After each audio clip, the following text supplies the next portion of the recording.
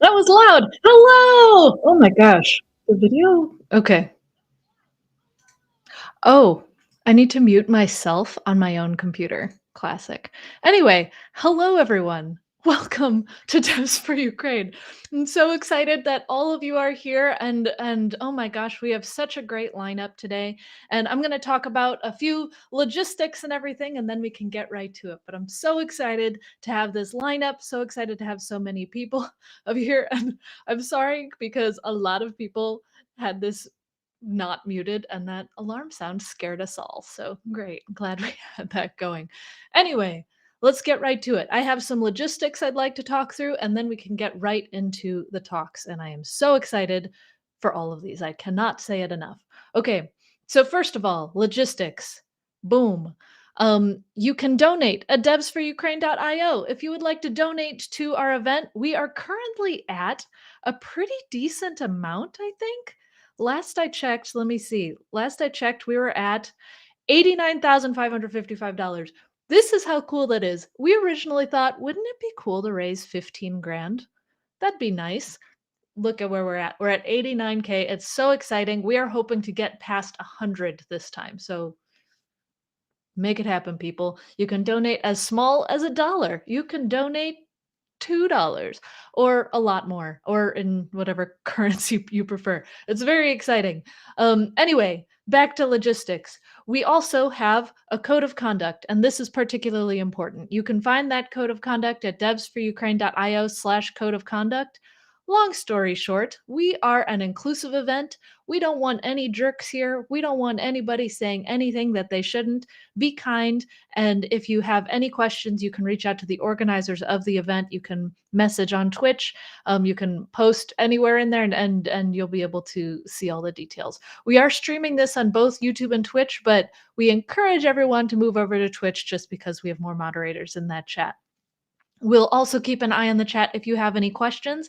And because we've been asked this a few times already, all of these videos are recorded and they will be live and shared on YouTube after the event. And we'll tweet it out, we'll share it and shout loudly. But yes, all of the videos will be alive, live, recorded, available, etc.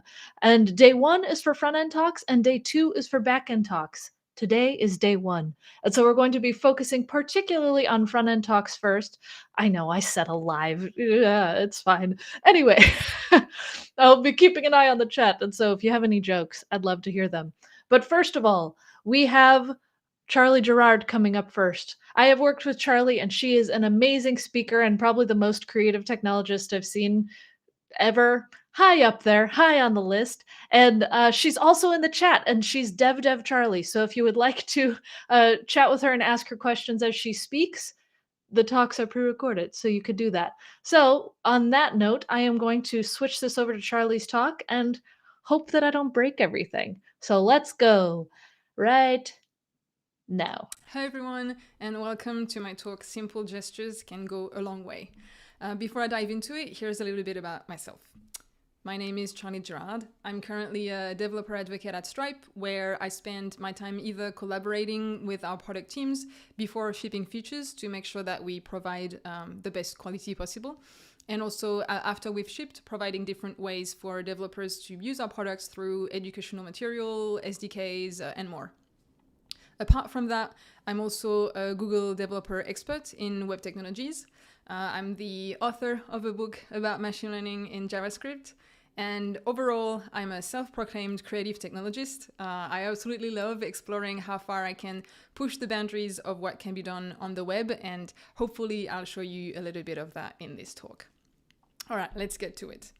So let's start at the very beginning with human-computer interaction. So in a very broad definition, HCI is a subfield of technology focused on the interaction between humans and computers. So in terms of inputs and outputs. In your day-to-day, it includes using a mouse, your keyboard, a touch screen, voice assistants, other different ways to interact with technology. And it's something that as front-end developers, we might not hack on very often. Most of the time, we rely on standards already available, and we just use them through web APIs like, on-click events, on mouse down, and things like that. But that's not because most of us don't define these standards that we can't have fun making our own interactions. And an exciting example of that is with motion detection. So if I ask you right now to think about motion detection in your day-to-day life, you might think of something like this. A standard motion detector that is used to turn lights on or off in an office or outside your house, or even as a security alarm system. But that's pretty much it. What it detects is basically, is there movement or not? It doesn't particularly detect specific movements. For example, it doesn't know if you're walking or running or jumping. It just knows that there's movement. A fun thing to know, though, is that if you ever want to build your own standard motion detection IoT device as a front-end developer, you can. Using Arduino and a motion sensor like a small radar or a PIR sensor, you can get data and customize your device using JavaScript. But these two sensors, so the small radar and the PIR sensor, they're just as standard as the one that you can buy in store, meaning that they can detect some kind of motion, but that's it. And movement is actually much more complex than only is it happening or not. Motion contains a lot of more contextual information. For example, if I do a thumbs up, it means something different than if I'm waving my hand, or like if I raise my hand to speak, it means something different than if I raise my hand to signal to the bus or a cab that I needed to stop. So could we take advantage of the complexity of movements to build smarter, more customizable system as a front-end developer? Well, the answer is yes, and that's why I'm giving this talk today. So it is definitely possible. And even better, it's possible in less than 50 lines of code. So the first step is to use a microcontroller with a built-in accelerometer and gyroscope sensor. So the one that I'm using here is called the Arduino 33 Nano BLE board. It's super small and it costs a bit less than $20. I have it here, so I have it on like a foam thingy for later for my demo, but it's actually super, super small. So the reason why you'd need a board with an accelerometer and a gyroscope is because you get 3 points of data for how your body rotates, so with the gyroscope, and 3 points of data for how fast your body moves from the accelerometer. So you get X, Y, and Z coordinates for both attributes, so rotation and acceleration, multiple times per second, which gives you quite a lot of data to define different movements. Okay, so that's for the hardware part of this project. But how do you actually get this data and do something with it? So for the software part, we need TensorFlow.js and Arduino. If you've never tinkered with Arduino, don't worry, you mostly need to upload a pre-written sketch to the board. You don't have to write any C code. Of course, if you want, you can also do that, but for this talk, if you don't want to, the sketch is available, you only need to upload it. And with TensorFlow.js, you can decide to do everything on your own. So meaning you can decide to handle the connection to the Arduino and then collect the data and then process it and then create a machine learning model and then train it and then export it all in JavaScript. So you can do this all on your own, or you can also use this great project called Tiny Motion Trainer. So it allows you to do all of the things that I mentioned just before, so all of the steps, but in just a few minutes. So you train multiple gestures in the browser, and you generate a machine learning model and export it via the UI. So I'm going to try to show you quickly how it works. Okay, so here, this is the homepage of Tiny Motion Trainer. So I'm going to start a new project. And here it's asking me to connect to my board. So I'm going to click connect. I should be getting, a list of devices connected to Bluetooth that I can connect to. So I'm going to pair. And once the pairing is done, here we can see on the capturing threshold part that it's moving. So if I'm moving the sensor, I can see that I'm connected. You can specify what kind of settings that you want, but just to show you how the platform works, I'm going to leave the default one. And I'm going to move on to capturing data. So here is where you're going to define the gestures that you want to train. So for example, my first gesture, I'm going to write wave. So here I have a wave label, And I'm going to hold my board here, but I'm going to, hold it like that. And I'm going to start recording, and I'm going to do wave. Wavy. All right, so I'm going to stop after, I have 9 samples. That's fine. That's good enough. And then another one that I'm going to train for an example is punching in space. So I create a new label. I select it, and then I'm going to make sure I'm not punching.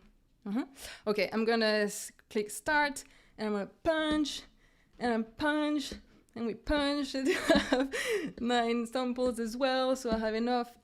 Okay, so I'm going to stop recording there.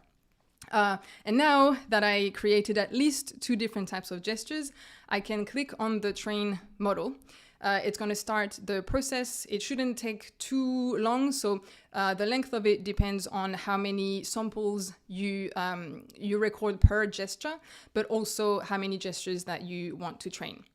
And here you have some graphs in the UI if you are interested later in seeing about the accuracy and the loss, but we should be all good. Okay, so now that it's finished, I have this. I can test my model before I export it to make sure that I recorded the right gestures. So if I wave, yay, I have like the wave, and if I punch, I have, it's pretty good. So we're at a point where we can export it if you want. I'm not going to do it here because for the demo that I want to show later, I have another model. So I'm going to go back to my slide. So I'm just disconnecting a little bit. Okay, so this was Tiny Motion Trainer. But now that we've trained a model with our different gestures, how do we actually use it to add gesture control to a web app? And the trick is, in the script provided by the team at Google Creative Labs who built Tiny Motion Trainer. So it's a script that you have to add to your app that makes available a method on the window object called Tiny ML Experiment BLE Interface. And you might be wondering what's in this mysterious script. I don't have time to go into too much details in this talk, but it handles the connection and communication with the device using the Web Bluetooth API. So it uses the different services and characteristics UUIDs to connect and transfer data between the device and the browser. You don't need to modify that code at all. You only need to import it. It handles the logic, so you don't have to, and you can focus on building your app instead. So what you can tinker with, though, is the methods that it exposes. So first, it allows you to create a button on your page to connect to your Arduino device. And then you can pass the model's parameter. So first, the path to the file. So when you export the model from Tiny Motion Trainer, you can then add it as a file or as a folder in your app, and you can indicate the path there. One awesome thing about TensorFlow Lite files is that, they're pretty light. My custom model is 2 different gestures, and it's only about 16 kilobytes. And comparing to other models that I've used in the past, especially around object detection, they're usually multiple megabytes, which had a big impact on performance. But 16 kilobytes, it's pretty good. I mean, it's not like super light. It could be lighter, but for a machine learning model, I'm impressed. 16 kilobytes, it's like more than 5 times smaller than jQuery. Last time I checked. So then we have to indicate the number of classes or gestures that we trained. Here I have 2 because, I trained 2 gestures, but you can train more. I don't know how many you can go for, but at least, my 2 ones that work fine. Then the threshold is a value between 0 and 1. And it represents the threshold at which the model will start to classify a certain gesture. So it doesn't try to detect micro gestures, like if I'm moving my arm super slightly, I don't want it to detect that. So the closer to 0, the more sensitive it's going to be. And the closer to 1, you'll have to execute a pretty intense gesture for it to classify it. Then we have the number of samples that represents, the number of samples that you recorded in the UI for each gesture. And then the capture delay is the delay between samples of data used to recognize gestures. So the closer to 0, the faster it's going to look at new live data to predict a gesture, and the closer to 1, the slower. And what I mean by that is that the amount of live data it's going to need to collect before kind of like triggering a classification is going to be more or less large. And then you have a few different events available, such as on connect or on transfer progress. That one is triggered when the model is being uploaded to the board. And you also have on transfer completed, on disconnect, but maybe most important is on inference. So this function executes when receiving data from the device and tries to predict your current gesture based on the data recorded in the training step. So we can see here that on inference called another function called on inference sketch. I could have definitely changed the name of that function. I think I just used a default one from a boilerplate. But it takes a parameter called data.index, which represents the index of the gesture trained. So it could be 0, 1, or 2. If I have 2 gestures trained, then my index will be 0 or 1. And finally, based on the index, we can trigger any kind of front-end code that we want, sounds or animations or calling like an API or, anything that you want. And that's pretty much it. Like, I almost feel bad that the code to do this is so small, but at the same time, it's amazing. So to recap, you have to start by uploading a sketch to the Arduino. I didn't show you this part because it's not the most relevant to this talk. You won't have to change the C file, so it will probably be clicking a few buttons. Then you train your model in a tiny motion trainer for a few minutes. And then finally you add the JavaScript script written by the Google Creative Labs team, and you write your own custom JavaScript in your app. All right, so to show you an example of what you could build with it, I made a little demo and I kind of customized it for this conference, and hopefully it will work, but let's give it a try. So if I go back to my presentation, and yes, okay, so here I kind of like hacked something together.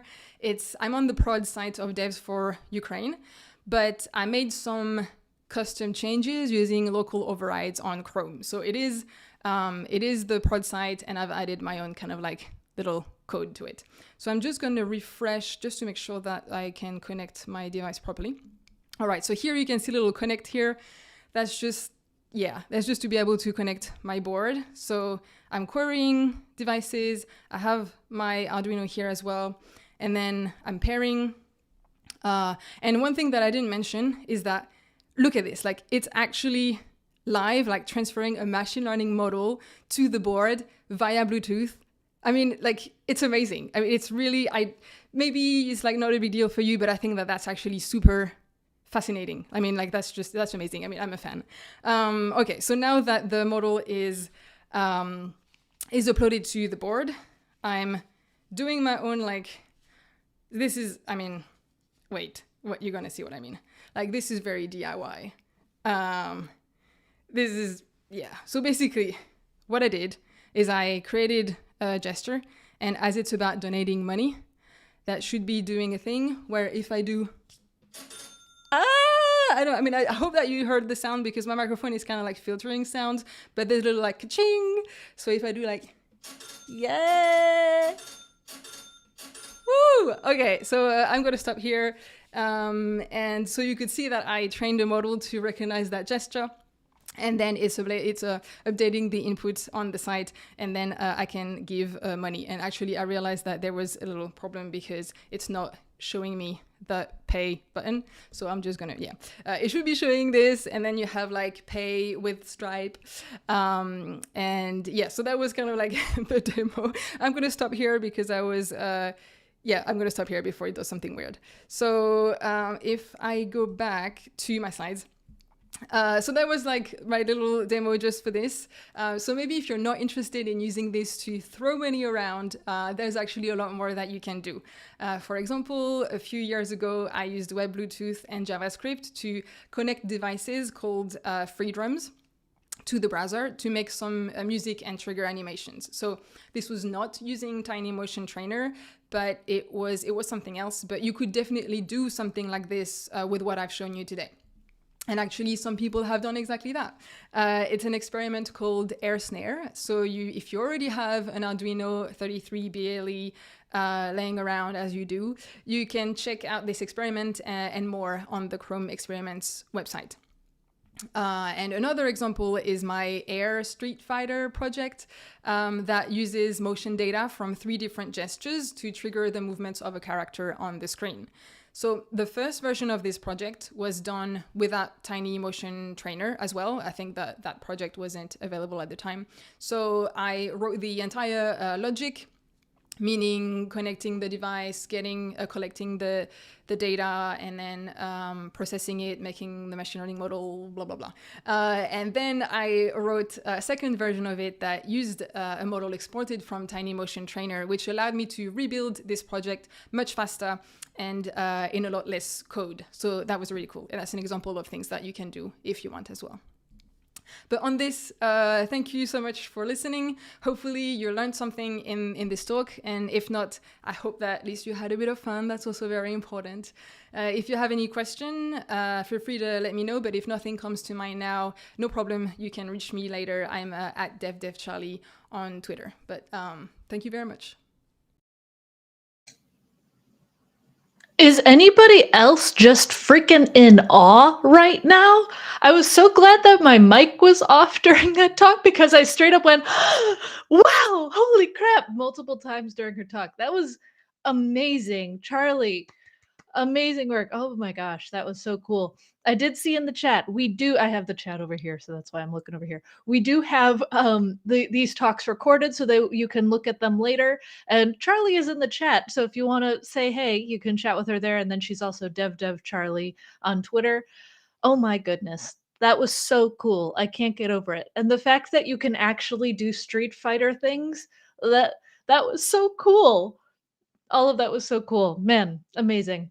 All right, a check on our donations. We are getting up there. I am so excited. We are getting closer and closer to 100K. You can see my entire desk is moving whenever I shake. Anyway, so excited. Don't forget, you can donate at doesforukraine.io. You could apply what you learned in Charlie's talk and try to do the gesture to donate, because why not? And once again, talks will be shared on YouTube after the event, and you can tweet us at devsforukraine. And a friendly reminder, we do have a code of conduct, and you can find information on that as well. Man, what a talk. Are you ready for more? Because I am. Our next talk is going to be from Addy Osmani. He is going to be talking about the future of performance tooling, which is going to affect us all. Let's be honest. You got to be performative and get everything out there. And so 1 second, because I have to swap his talk in. And so while I do that, we had 5 donations during Charlie's talk. Oh my gosh, that is so exciting. I cannot get over it. I am so grateful for all of you. We have over 700 people watching us right now. That is so, so exciting. All right, are you ready for Addy? Let's get loud in the chat, and here he goes.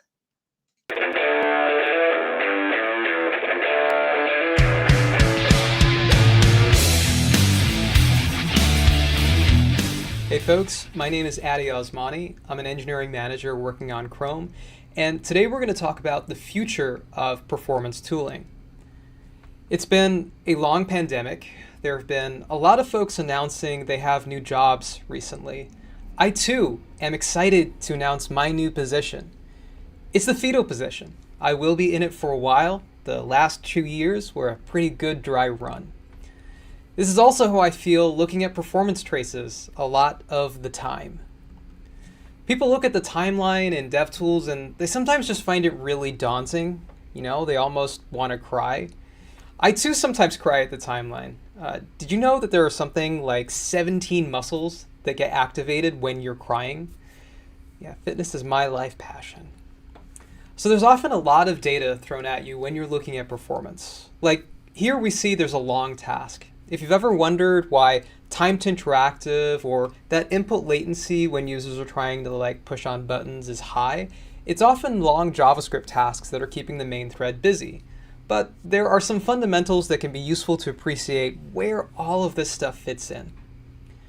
So let's start off with the way the web's composed. The web is composed of layers.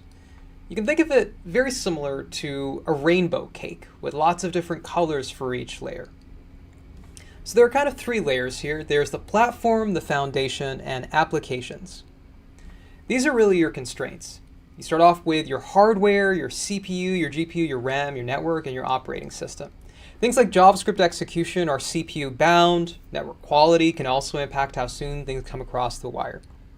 Next up, you have those native applications that sit on top of that layer. Things like web browsers. And on top of that layer, you've also got things like polyfills trying to deliver a consistent experience cross-browser. Then on top, we have our foundations covering tools, frameworks, infrastructure, and then finally we have things like our web applications, our websites, and our web experiences. This is a pretty simplified model of layers, but I think it's sufficient for our purposes. Now, user experience sits on top of many layers that have constraints, and we often need each layer to do their part to ensure that we're giving users the best experience possible, and we need to be aware of these constraints. Now, I'd like to say, if you want a fast site, test on slow hardware regularly. JavaScript execution is important for devices with slower CPUs. It's not just slow phones, it's also kind of, average, median hardware, desktops and laptops also fall into that category very often. Due to differences in CPU, GPU, and even thermal throttling, there are often huge disparities between the performance of high-end and low-end devices. Now, everybody talks about how social media is bad for your health, but what about JavaScript? We're going to talk about where this fits in. So here is a plot of Geekbench data. It's CPU performance data, looks at single and multi-core tests for a range of high, mid, and low-end phones. At the very top, we have things like iPhones, like more recent iPhones. At the very bottom, we've got slightly more very, very low-end phones. And in the range in between, we have a number of mid-range devices. But there's a huge difference in CPU performance between a high-end device and lower-end devices. So you need to make sure that you're not just assuming users are going to be using something that has fast chips and is able to handle everything you're throwing at it. Similarly, this trend holds true for laptops and desktop machines. An M1 Mac is blazing fast compared to the kind of more affordable machines an average consumer might have. Just something to keep in mind when you're developing. Now, especially on slower CPUs where execution time for script can take a while, these long tasks, those long tasks I was mentioning earlier, can take even longer. They can impact, upcoming performance metrics like responsiveness. And we tend to tell people, break up your long tasks, optimize your code splitting, optimize your hydration. All of these things can help. Now, in previous years, we've given advice such as load code proportional to what's on screen. You may have heard us talking about, code coverage in context of code splitting. But there's always a little bit of nuance here. And so I wanted to give you a quick tip. You may know that DevTools can measure how much unused JavaScript is on your page per function or block. And folks will often talk about this in terms of only loading what you need. But here's how I use it. I usually do an initial run, and I can look at the type of coverage here, whether it's JavaScript, CSS. I can look at the unused bytes. And what I like to do is actually do an initial run and then click around the key actions the user is most likely to do on the page. So maybe it's flipping through tabs, maybe it's performing a quick search. And you can see that the unused percentage of our bundles can change. So it can go from 30% down to 22%. There are many ways you can tackle this. You can prefetch chunks for this work, you can eagerly load it, but this whole conversation is nuanced. Just make sure that you're loading code that the user is actually going to need when they need it, is the TLDR. Now, on this topic, I also tend to encourage folks to test on real slow devices. Ideally, have a $200 or $300 phone in your testing lab at work. If you can't afford one, Web Page Test is really awesome for real device testing. Lots of options here across Android and iOS. You can, of course, use CPU and network throttling in DevTools as well. But I love Web Page Test for this and tend to use it quite a lot. Next thing I wanted to mention was good defaults really matter. You always have to keep in mind how much headroom your framework is leaving you to be successful. If by default, even a simple boilerplate for a new app is shipping heavier JavaScript, and then you add in your routing, your data fetching, your templates, third-party NPM packages, styles, all of it starts to add up. As Alex Russell often likes to say, you need to ask yourself if you can afford it, and the more that your framework can do for you out of the box, the better. I've been really excited to see how well frameworks like Svelte with SvelteKit set you up for success right out of the box. When there's a good performance culture around the solution you're choosing, that can encourage making good decisions for the user experience all around. So here, for example, I was building an app with Svelte, and I've already got pretty decent Lighthouse scores. When I check this against what I'm doing in the field, it's also looking pretty good. Now, over in Chrome, we also believe that frameworks can play a pretty big role in helping developers with key quality aspects like performance and accessibility and mobile readiness. Via the Aurora team, we've been contributing performance primitives to frameworks, including Next.js. Just one addition we made recently was improving LCP via a dedicated image component that tries to automate a lot of image best practices. Now, telling you how to fix performance is great, but giving you a one-click path to delivering a better user experience can be even better. So can we make faster one click away? This is where CDNs and solutions like Cloudflare can be a big help. They offer these easy toggles for switching on things like Brotli compression or early hint support. And a primary benefit of things like CDNs is that they can help deliver content quickly and efficiently in some cases. They can do things like reduce your data transfer, employ more advanced techniques for you to improve initial page load performance. They can reduce the physical distance between your clients and the requested data.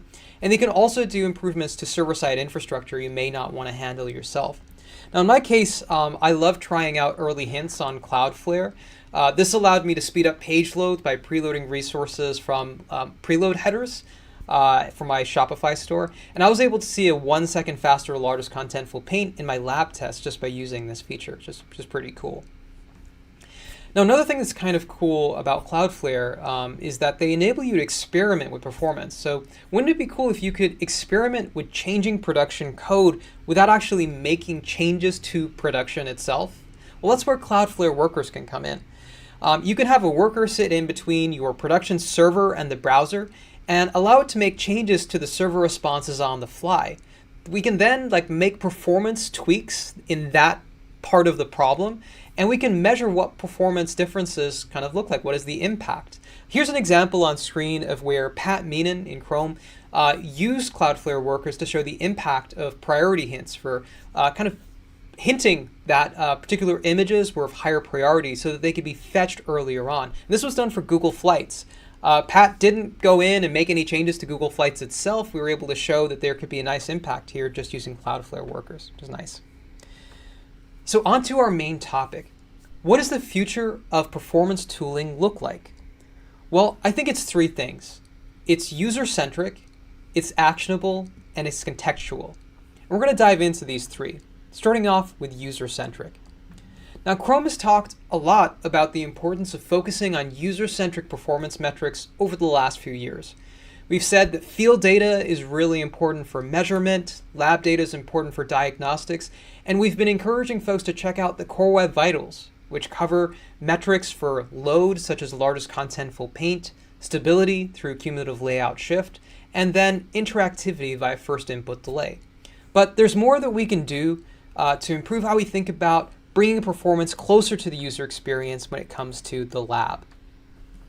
Now, there are probably a set of core user journeys you care about for your site these days, but this isn't really something that lab tooling's acknowledged all too much.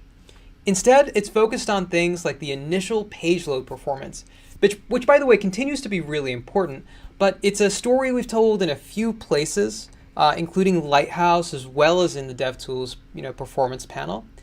But our understanding of user experience continues to evolve just generally, and so our tooling needs to evolve as well. Now, if you look at some of the Core Vitals metrics, some of them are already starting to keep in mind how the experience might change beyond that initial page load. Layout shifts can continue happening after the initial page load. Your LCP candidate can change. And there are many other factors that come into play.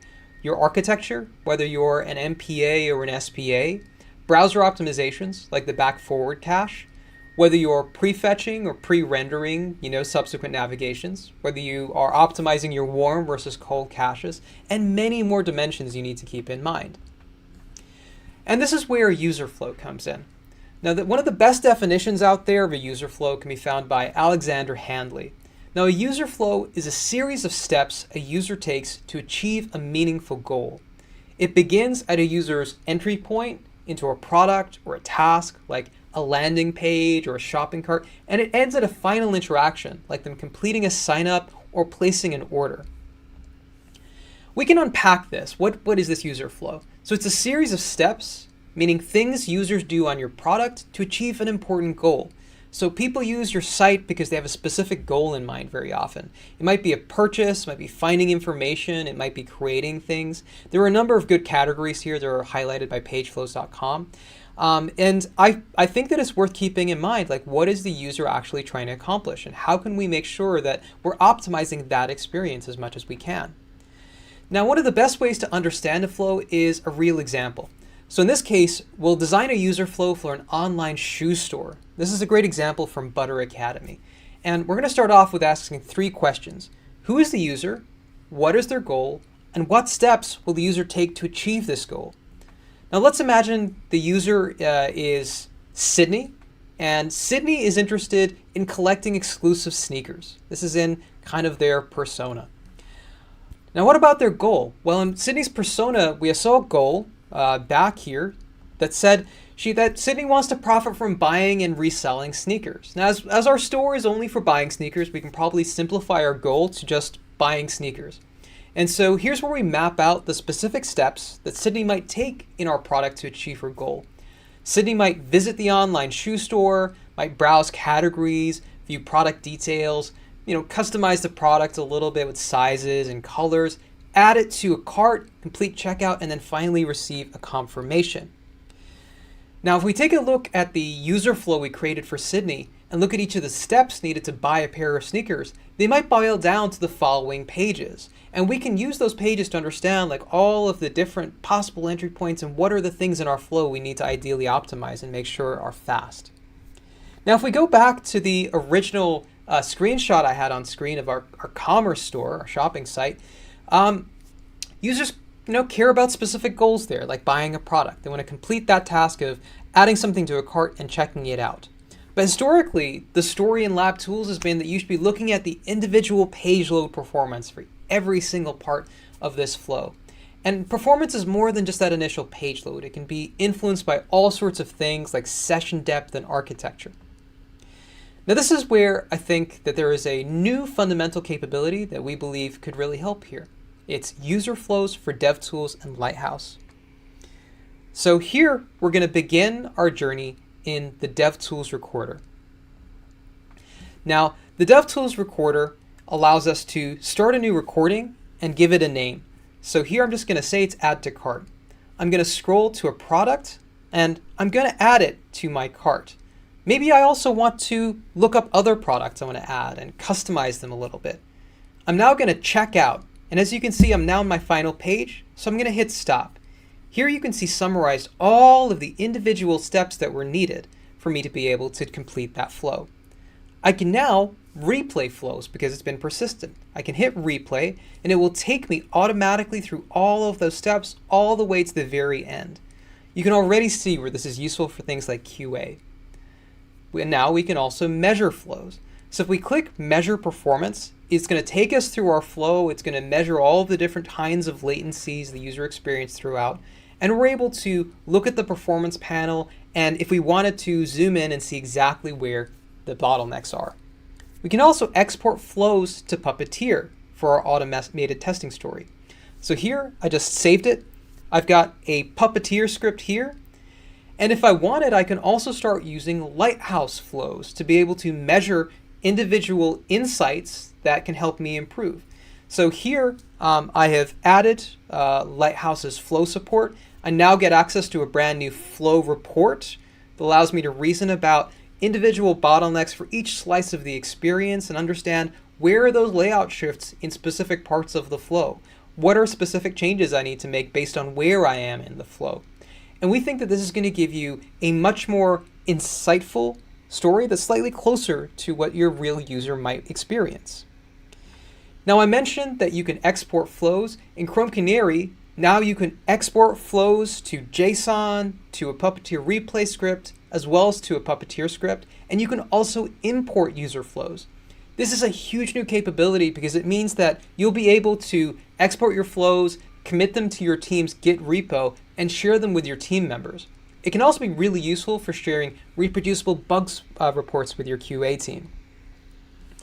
You can also now adjust both the query selectors for each step of that flow, as well as the timeout settings for specific steps, in particular if they take longer to happen. It's useful for pages with slower network requests and things like lengthy animations. Now, apart from the existing navigation mode, the Lighthouse panel in Canary also has experimental support for user flows too. So you can do things like measure time spans and snapshots.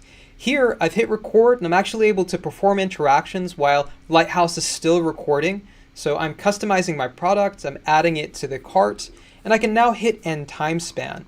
And this is going to allow me to take advantage of that new flow report, and it's going to allow me to see, okay, well, what are remaining performance opportunities that were part of that time range that I just recorded. So here I can see that there's actually an issue with cumulative layout shift that may not have otherwise been picked up by a normal Lighthouse page load. Really powerful stuff. Now, what if you could use flows with other tools? Now, heavy caveats, this is very experimental and very early. I mentioned web page test earlier. Now, there's a very early and very experimental script for converting user flows over to web page test custom scripts.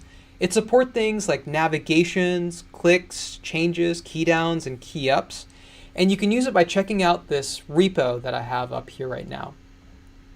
Here is some example output. It's taking that JSON that comes out of the DevTools and allows us to convert it to a custom web page test script. I'm going to skip over this real quick and show you the output, which is really exciting.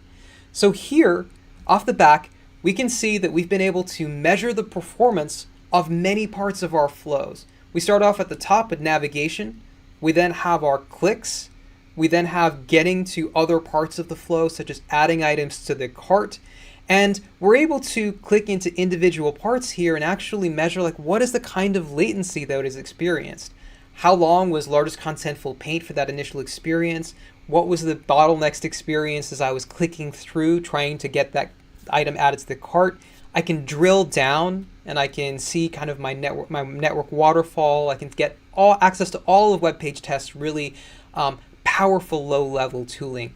So this is great. Check it out. As I mentioned, still very early on.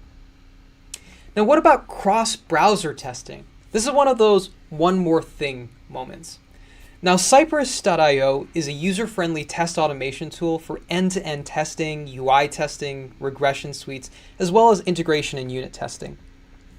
Cypress has a special experimental new package that can export Cypress tests from the DevTools recordings. So let's say I've got my cart.json out of my purchase flow from earlier. I want to run it with Cypress, and so I use their Chrome Recorder package in order to convert it. I can then use Cypress open, and let's see what happens there. So I'm running npx cypress open. It's doing its stuff. Okay, so we see Cypress is open. I'm going to select a browser. I'm going to select Firefox in this case, and select my converted user specs file. And here's where the magic happens. That flow that we recorded in DevTools, you can now see it being rerun in Firefox for our testing flow. Really powerful stuff. This is really, really cool. And we can step through each of these different steps. We can see all the different phases that were involved, the different fetches, and so on, and debug any breakages in our tests too. Super cool. Now, if you wanted, you can also use your Cypress account and use their run command with record and a key to persist that test. So let's go over to our Cypress account. I ran this. It's now persisted it. So I've got my add to cart experience kind of here. I'm going to go over and click into it. I can see that there is no commit message for this particular one, but I do see my test. And this was at a phase where it still needed some work, so it's got some failures. I can see my screenshot. I can hit play here, and I can play back exactly just what I was showing you. And I can share this with other members of my team or QA. Incredibly powerful stuff.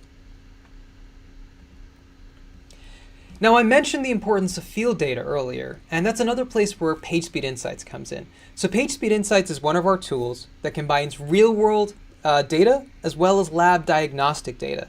Over the years, PSI has evolved into a one-stop source for both field and lab data. It integrates information from the Chrome User Experience Report as well as Lighthouse Diagnostics to provide insights that help improve the performance of your site. Now, recently we announced an updated version of PSI. We've gone through lots of versions in the past, but our goals with this new version were to make the UI more intuitive by clearly differentiating between data derived from the field and data derived from a synthetic environment. We wanted to clearly communicate how the Core Web Vitals assessment is calculated in the UI. We wanted to modernize the look and the feel, and we wanted to leverage material design. We think that these changes are going to make it easier to quickly get a look at what lab and data look like for your site. So if you're looking to share reports with folks and that type of thing, check out PageSpeed Insights. It's awesome. Next, let's talk about Actionable. Now, Lighthouse, our diagnostics tool, can now provide guidance for a number of ways that you can improve on the Core Web Vitals metrics. These include preloading your LCP image, in particular, if discovering the image might be behind some other requests, like maybe you've defined that hero image in one of your React components. We also tell you to not lazy load your LCP image because it's probably critical and should be fetched as soon as possible. We tell you opportunities for avoiding large layout shifts, avoiding long main thread tasks, and many other opportunities. Here's a demo of how you can avoid large layout shifts. And this is our audit. You can click it to view more details, and we can see that in this case, our layout shift is specific to a node that requires our attention. We can get a larger screenshot of what it looks like. This allows us to see, like, what is the contribution? Where do we need to spend our time? Powerful stuff. Now, I mentioned earlier on that folks, including myself, sometimes find the performance panel a little bit daunting. And it didn't always used to be this way. Originally, it was much simpler. So in 2013, we introduced a flame chart to the dev tools, which visually represented a page's JavaScript processing over time. And we've had different versions of timelines and profilers over the years. And we landed on something we thought would actually give you insight into some pretty low-level stuff. A lot of the inspiration came from trying to give web developers the same kind of low-level insight and power that browser developers get from the tools that they're using, such as about tracing. Now, such tools are being replaced with newer, better alternatives, such as Perfetto. This is a pretty low-level tool, so I'm not going to recommend you necessarily check it out. But for the casual web developer trying to improve performance on their site, we wanted to ask the question, can this be better? So here's a preview of one possible direction that this could take. Here's a developer preview of Performance Insights. Now, the Performance Insights panel allows you to get actionable insights on your site's performance. We can go ahead and click it to measure a page load. It's going to go off and measure this page load, and the buffer is hopefully going to complete soon. Wrap up real quick. There we go. It's processing the trace data. Now, there's a few new features here, but the first thing I'm going to do is going to show you this playback feature. Here, I've stretched the screen. I can actually see what it was like building out this page and rendering it in the browser. I can use that scroller at the very bottom to scroll back and forth if I wanted. And you'll also see that we have better legends now for being able to let you know, well, was a request associated with JavaScript, images, CSS, HTML? You can click on records to get details about them. You'll find this in a slightly more intuitive place than previously. And you're able to scroll, pan, and find out more information as you need it. There's also access to this new Insights sidebar, which allows you to click on particular insights, get details about how you can fix them, what the core problem was, and what the key information related to the problem was too. So we'll also show you different metrics like first contentful paint, largest contentful paint, and so on. Here is an issue where async or defer weren't being used on a script tag, so it detected that maybe you should be doing that for this particular request. And it'll call out other things such as long tasks, expensive function calls you could be optimizing, what lines of code were relevant there that you might want to take a look at, as well as things like force style recalcs. There are lots of cool features here. Again, this is a preview of the work the team is doing. Lots of settings you can configure here as well. If you're interested in giving a spin, check it out. do give the team feedback. We'd love to hear from you. Now, I also showed you user flows earlier, and by the way, if you're using the recorder in Chrome Canary, you can also check out access to the Performance Insights panel from there. So what we're going to do is we're going to go over to a demo of the movie database site. This is a movies site. You can go and check out, listings for movies, the actors in it, and so on. And so what we're going to do is we're going to check out Cowboy Bebop. John Cho was in this, and I'd like to be able to navigate through the site and get to John Cho's biography. And so here is a performance recording from the recorder that we did earlier. I can see all of the steps that were necessary here, all of my clicks and scrolls and searches. I'm just going to click on the Performance Insights panel. Here's a run we did earlier. And we can go to that bottom area. We can select how slow we want this recording to go, and we can see like all of the steps that were involved in finally getting us to that end page that we cared about. You have access once again to all of those same features I was just showing you. Really cool stuff. And finally, we've got contextual. Let's talk about context. It's really important to be able to let you know like exactly what fixes you need to make in order to improve your experience. Historically, we were very focused on the idea of giving people general guidance that made sense for everybody, but especially in a world where folks are using lots of different kinds of abstractions, different frameworks, content management systems, and tools, there's an opportunity to improve how contextual our performance tools are as well. And this is where stack packs first come in. Now, Stack Pack allows Lighthouse to display stack-specific suggestions. And we now have Stack Packs available for a number of different tech stacks, with more to come. The current ones include Next.js, Angular, React, WordPress, and Drupal. And here are a few examples of where this can help. So instead of just telling you to serve images in next-generation formats, we can tell you to use the Next.js image optimization API to serve images in formats like WebP and AVIF. Instead of telling you to just defer your off-screen images, we can tell you to use the next image component, which defaults to loading equals lazy for those off-screen images. If we tell you to reduce unused JavaScript, we'll actually give you some React-specific information here, like maybe you should be using React Lazy, or maybe you should be code splitting using third-party packages such as loadable components. For larger bundles, maybe you should be using a bundle analyzer. If your initial server response times were short, maybe you're doing a lot of work on your back end. We'll tell you to do things like consider using render to node stream or render to static node stream to receive and hydrate different parts of your markup instead of at once. So here's an example of us trying to provide as much context as possible so there's something specific you can go and change. We'll also do things like tell you whether you could be considering using purge CSS type solutions to remove unused CSS in your pages. So that's Stack Packs. Next up, let's talk about bundle analysis. And for this, we're going to talk about what a tree map is. So a tree map displays a large amount of tree-structured data. The space in a tree map visualization is usually split up into rectangles that are sized and ordered by a quantitative variable of some sort. You may know this from tools like Webpack Bundle Analyzer that show you all of these rectangles with the different dependencies that may be contributing to the bundle you're shipping down to the users. Now, this is a really important problem. It's important for you to know what you're shipping down to your users. You'd be surprised at how many large sites don't necessarily know that they're sending even modern browsers a lot of polyfills. In some cases, maybe shipping multiple versions of libraries or multiple versions of frameworks. I've seen all of these things in real big sites. Now, this is a place where in Lighthouse and in PageSpeed Insights, we thought we could help. So we ship support for a powerful new JavaScript bundle analysis feature called the Lighthouse Tree Map. This is accessible from the Lighthouse report in DevTools or for PageSpeed Insights if it has source maps available, so if you're using source maps. Now, the Lighthouse Tree Map lets you see what's in the JavaScript you ship and find where you can trim based on module size and execution coverage. Here we can see a visualization of the different contexts of a bundle.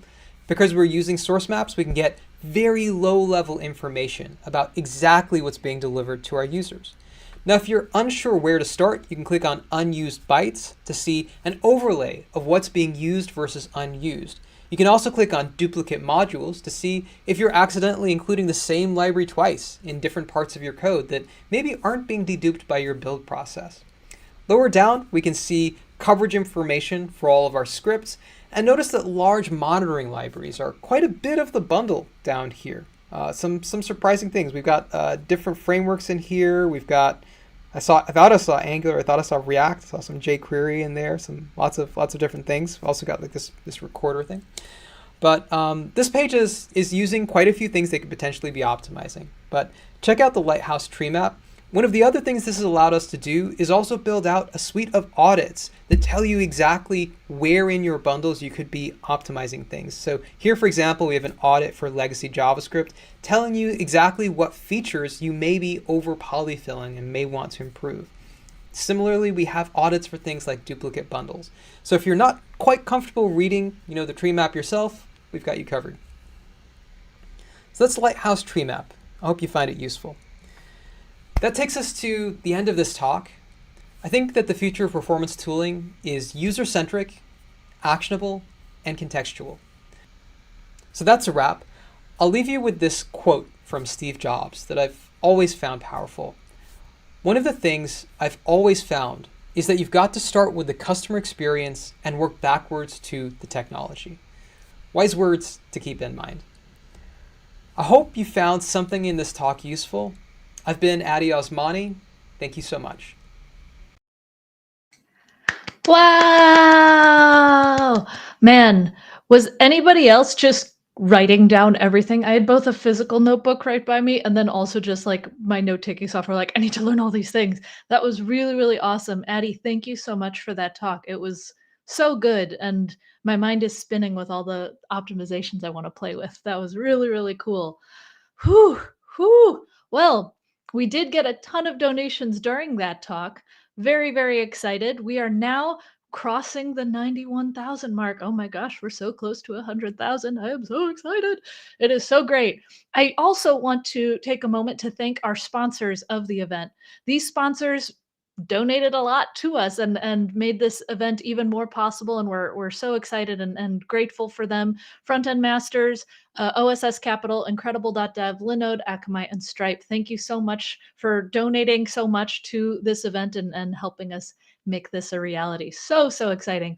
Once again, because I saw it in the chat, the talks will be live on YouTube. So don't worry if you missed some or if you had to take a little break. You'll be able to watch them later and everything will be live as well. Speaking of a break, it's time for a break.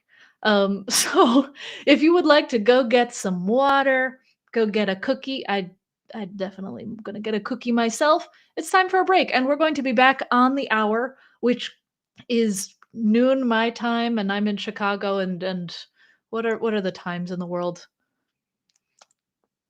We're going to be back soon. Okay. So I am going to, oh wait, I lied. I'm sorry. We're not going on a break. Stay here. Don't go away. I messed up my own schedule. We have another talk and it's very exciting. My bad. I'm sorry, everybody. Okay, we have another talk from Ben Lesh, and I am so excited for Ben's talk. My goodness, it has been just one of those days where I am mixing things up. But anyway, we have another talk, and Ben Lesh is going to be talking about RxJS, and I am very, very excited to learning about just reactive programming in general. No cookies. Yes, you can have cookies later. You can only have browser cookies right now. I'm sorry. Anyway, we're going to be going over to Ben Lesh's talk and then have a break after that. So let's go over and listen to what he has to say. Hi, everybody. I'm very, very excited to be doing this. I have a talk that might be a little too long, so I'm going to try to jump right into it right now. Let me go ahead and share my screen.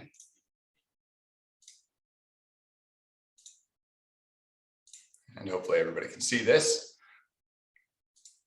All right, so I wanted to do a talk on the basics of reactive programming. Usually I talk about RxJS or observables in particular. I am going to definitely dive into observables in this talk, but just to give everyone a general overview of what reactive programming is. My name is Ben Lesh. I'm the RxJS project lead, have been for several years. I currently live in Austin, Texas, and I'm originally from Midland, Michigan. I have 3 kids, all of them have L names, and I absolutely love art. I actually went to art school, that sort of thing. You can find me on Twitter at Ben Lesh. All right, so let's just dive into it. What is reactive programming? You hear this popped around in our industry a lot in different languages. the Wikipedia definition states this: in computing, reactive programming is a declarative programming paradigm concerned with data streams and the propagation of change.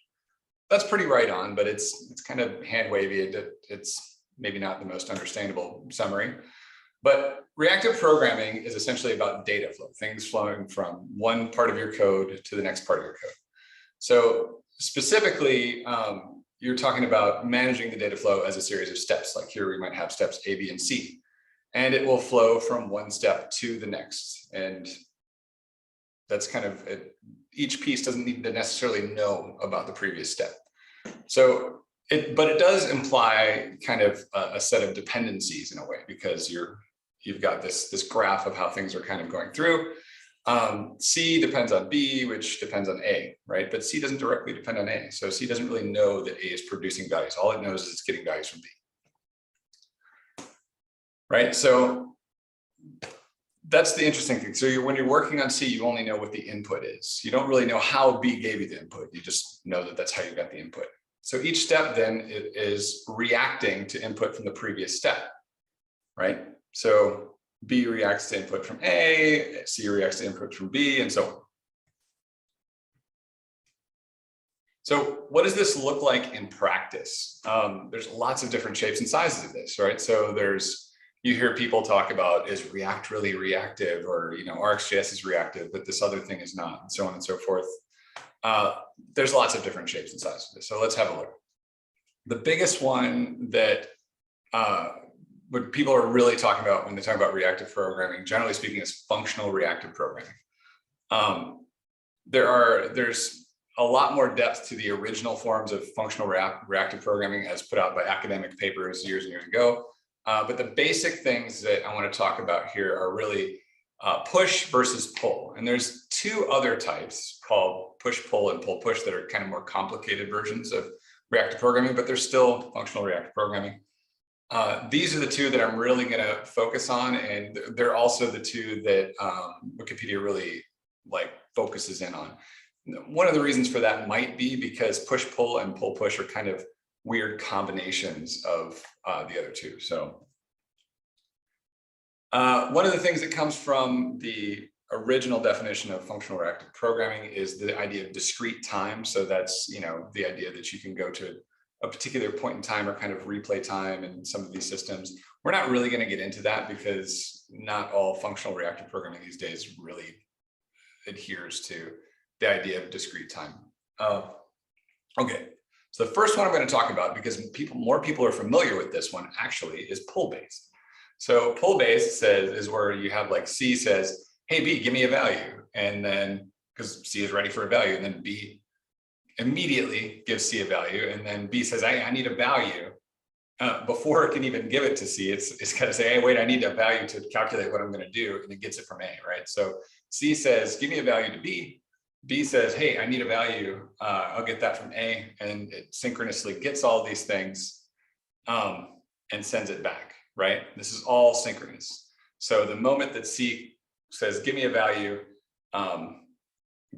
it calls B, B calls A, and so on and so forth. So it's pulling the value through.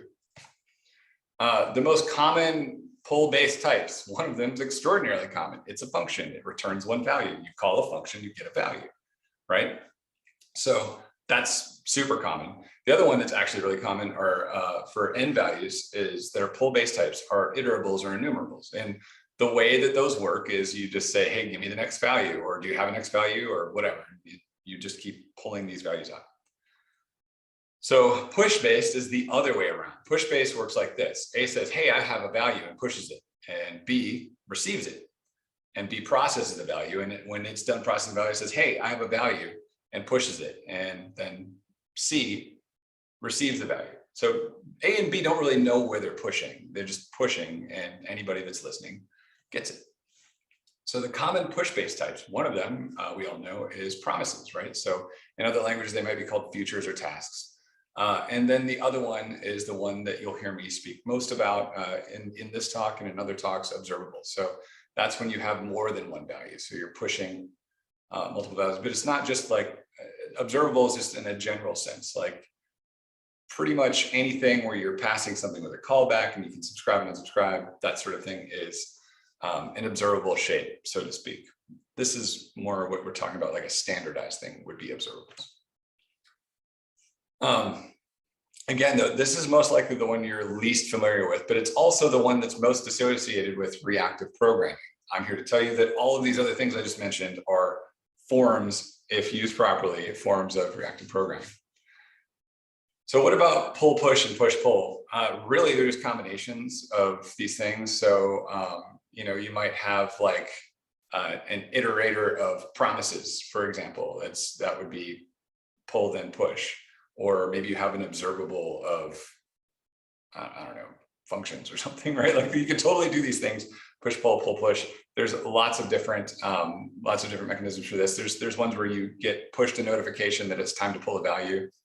That's push, pull, so on. All right, so let's talk about iterable really quick, because this is the one that people use all the time. When you use a for of loop in JavaScript, you're actually using an iterable. Now this, what I'm showing here is not the JavaScript version. This is the more, how do I put this? The more academic version of iterable, as you would see in any other language. JavaScript gets very cute with theirs. I'm going to show that in a little bit. But usually you've got the idea of an iterable has a method on it that gives you an iterator. So it says, here's an iterator, and the iterator's got some state in it. And the iterator will say, hey, do I have a next value to give you? There's two methods. You call has next to see, do you have a next value? And then you call next to get the next value. So it kind of moves a cursor forward, gives the next value. And then you call has next, and it says, hey, do you have the next value? And then you call next and you move forward. So the way you would use it, again, is something like this. You get an iterator, and while has next keeps returning true, you can keep calling next and getting your value out and then doing something with it. In this case, I'm printing. Right? You tell it to start, you know when it's done, you can get the next value, and so on. Now, one thing that's a feature of this that people don't really think about is you can tell it when to stop, because you have to pull to keep it going, right? So you tell it when to stop by just simply no longer calling next on it. You can also, it's got this feature where it can communicate errors, because it's synchronously getting you a value, any of these synchronous pull-based types. When you pull, you can put a try catch around it, and it can throw an error inside, and you can catch that error. So it can communicate an error simply by throwing inside of whatever function you're calling to do that pull-based reactive programming. All right. So how would these sorts of steps work for pull-based? You might have something like this, an iterable of a few values, could be even an array, right? And then you could have a step that says, all right, so I'm going to change that to an iterable that's a filter, and an iterable, I'm going to consume it with like some for each thing. So here's my iterable of, it's pretty straightforward. We get some args, it's got an index that it's going to move forward as like kind of a cursor. So anytime you say has next, it says, hey, is the index less than the total number of arguments? And other than that, it just increments the index when you call next and gives you the value at that index. Filter is interesting. So this is a thing where you take an iterable in and you return a new iterable, and that iterable gives you an iterator that you can see starts the other iterator, the source, whatever you gave it, and then it just next through, and it does it calls a predicate to see if it wants to give you that value, or it keeps nexting to the next one, and so on and so forth. So this is a filter. I'm not going to dive into it too deep, but you can implement a filter in this way.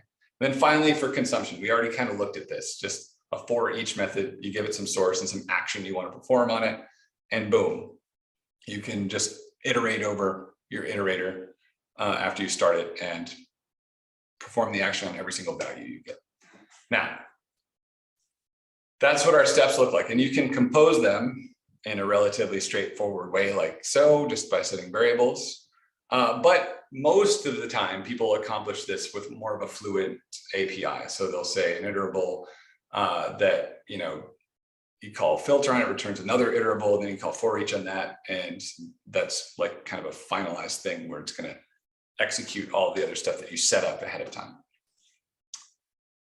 All right, and it's important to notice with iterables, until you iterate, until you get the iterator off and start iterating on it, iterables don't do anything. They're just sitting there. All right. Okay, so there are proposals for things like this on iterables. There's a JavaScript iterable methods proposal. You can check it out at this link. I'll share the slides. So I mentioned earlier the JavaScript's iterable is weird. Here's the TypeScript types for this. Like you can see, it's pretty involved. There's a lot of stuff going on with this particular type. I mean, as TypeScript goes, it's not that involved, but it's pretty involved. The real things to focus in on here are the iterator. Instead of having two calls that you have to make where you're saying, oh, I'm going to call this and it's going to return true or false, whether or not like has next, and then I'm going to call next. The JavaScript powers that be decided to be way cooler to just have one method to call. So they actually instantiate a whole new object that they return instead of calling a method that says true or false and then calling a method that gives you value. So instead you get this whole object back that says done or value. There's a lot of weird stuff that comes out of this decision. There's also a symbol iterator that you can use to call a method on anything that's iterable, like strings or arrays or sets or maps, that returns the iterator instead of just an iterator function. So that's a little different and cool in my opinion, but that's the JavaScript version. Now, let's talk about observable. So observable is the push-based version of this, and it's often called the dual of iterable. And what do I mean by dual? That's borrowed from category theory. So the dual of a category is created by reversing the morphisms of the category and interchanging the source and target from each morphism. So in other words, we're going to invert the iterable. We're going to pull it inside out, invert, invert it. I just like this GIF. All right. So I'm going to go back to the iterable, the more tame version of the iterable than the one that you see in JavaScript here. And I'm going to go through it and we're going to invert this. And I'm going to show you what that means. So basically, we don't want to call it an iterable anymore. We want to call it an observable. And instead of having an iterator method, I'm going to have this observe thing, because instead of getting an iterator out, I want to pass an observer in, right? So instead of, we're inverting it, right? And then the other thing is next doesn't return the value, it should accept it, right? So I'm changing on my observer. I'm going to change next to take the value instead of returning it. And then the has next thing, we invert that too, but it's kind of weird to pass a Boolean into has next. Like, so this is like me calling this and saying, yes, I've got a next one. Like, really, like you just call it with true over and over again until you finally call it with false. And no one would ever care about the true ones. They'd only care about, whoa, it doesn't have a value, I'm done, right? So we can change that to just be complete, because calling has next true over and over and over again makes no sense. Has next false is the one you care about, and we can just have a complete method that communicates that. So that's what our observer would look like. And then the other thing that I talked about before is when you called next on the iterator, it had a chance to throw an error, but now we needed the ability to push an error out. So instead of pulling it out by calling a method. So we're adding another method to observer through which you can push an error. So this, and the final thing is, before we had a way to tell an iterator when it was done, which is you just stop iterating on it, right? Now since things are being pushed out at us, we need to be able to tell the observable that we're done. We don't want any more values pushed out at us. And so in this case, we return what's called a subscription. We could just return a function, but the subscription is a nice, neat object that has an unsubscribe method on it. Makes it a little bit more readable. And you keep a handle to that, you call unsubscribe on it, the observable will stop pushing things out. So that conforms, that is the dual of stopping iteration. So there's a lot of techniques to do this whole thing with subscription, by the way. Like you could pass in a cancellation token, you can do observe and unobserve, like add event listener, remove event listener. That should be familiar. There's lots of different ways of canceling things. Subscription is generally the one that's the most popular. And then the final thing is, most people don't call it observe. Most implementations of this call it subscribe because it returns a subscription. It's just a name, but there it is. So this ends up being pretty much the exact shape of observable you'll see in the original TC39 proposal that's stalled now, and the RxJS observable. Now, what about push-based steps? They look pretty much exactly the same. This is one of the cool things about reactive programming. So since we can compose it in exactly the same way, I'm not going to go through the implementations of this too detailed, but those implementations are very, very, very similar. I'm sorry, I borrowed this slide from another talk where I was doing a lunch and learn, but if you want, maybe we can do a lunch and learn about this later. Just, tweet at me or something, we'll do it. So the important part of this is they both the iterable and the observable can convey sequential sets of any number of values, none at all, or many, right? That's the super important part. And that means that you can transform them. So we already talked about filter, right? But like you can transform them, you can map an iterator of apples to an iterator of sliced apples, right? Like you can do all of these things. That would, I guess, technically be like a flat map or something, but you can change any of these things in a variety of ways. So if you have a set of things, like a set, and I'm going to go back to the apples thing. If you got a bushel of apples and like a set of butter and a set of flour and a set of milk and whatever, you can combine those sets and make pie. You can take a set of apples and make sliced apples. You can take a set of apples and eat them and have no apples, right? Like you can take sets of things just by laws of nature and make other sets of things that are similar. All right.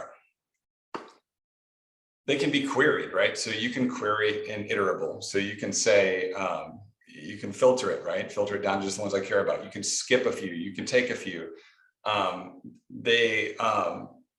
These types can also wrap themselves, similar to you can have an array of arrays, you can have an iterable of iterables, you can have an observable of observables, right? This is an important feature of this because that means that they can be combined in interesting ways. Like you can take multiple observables, combine them together into an observable, and you can zip them together, or an iterable, you can zip them together, where it's kind of combining values almost by index from each observable or each iterable.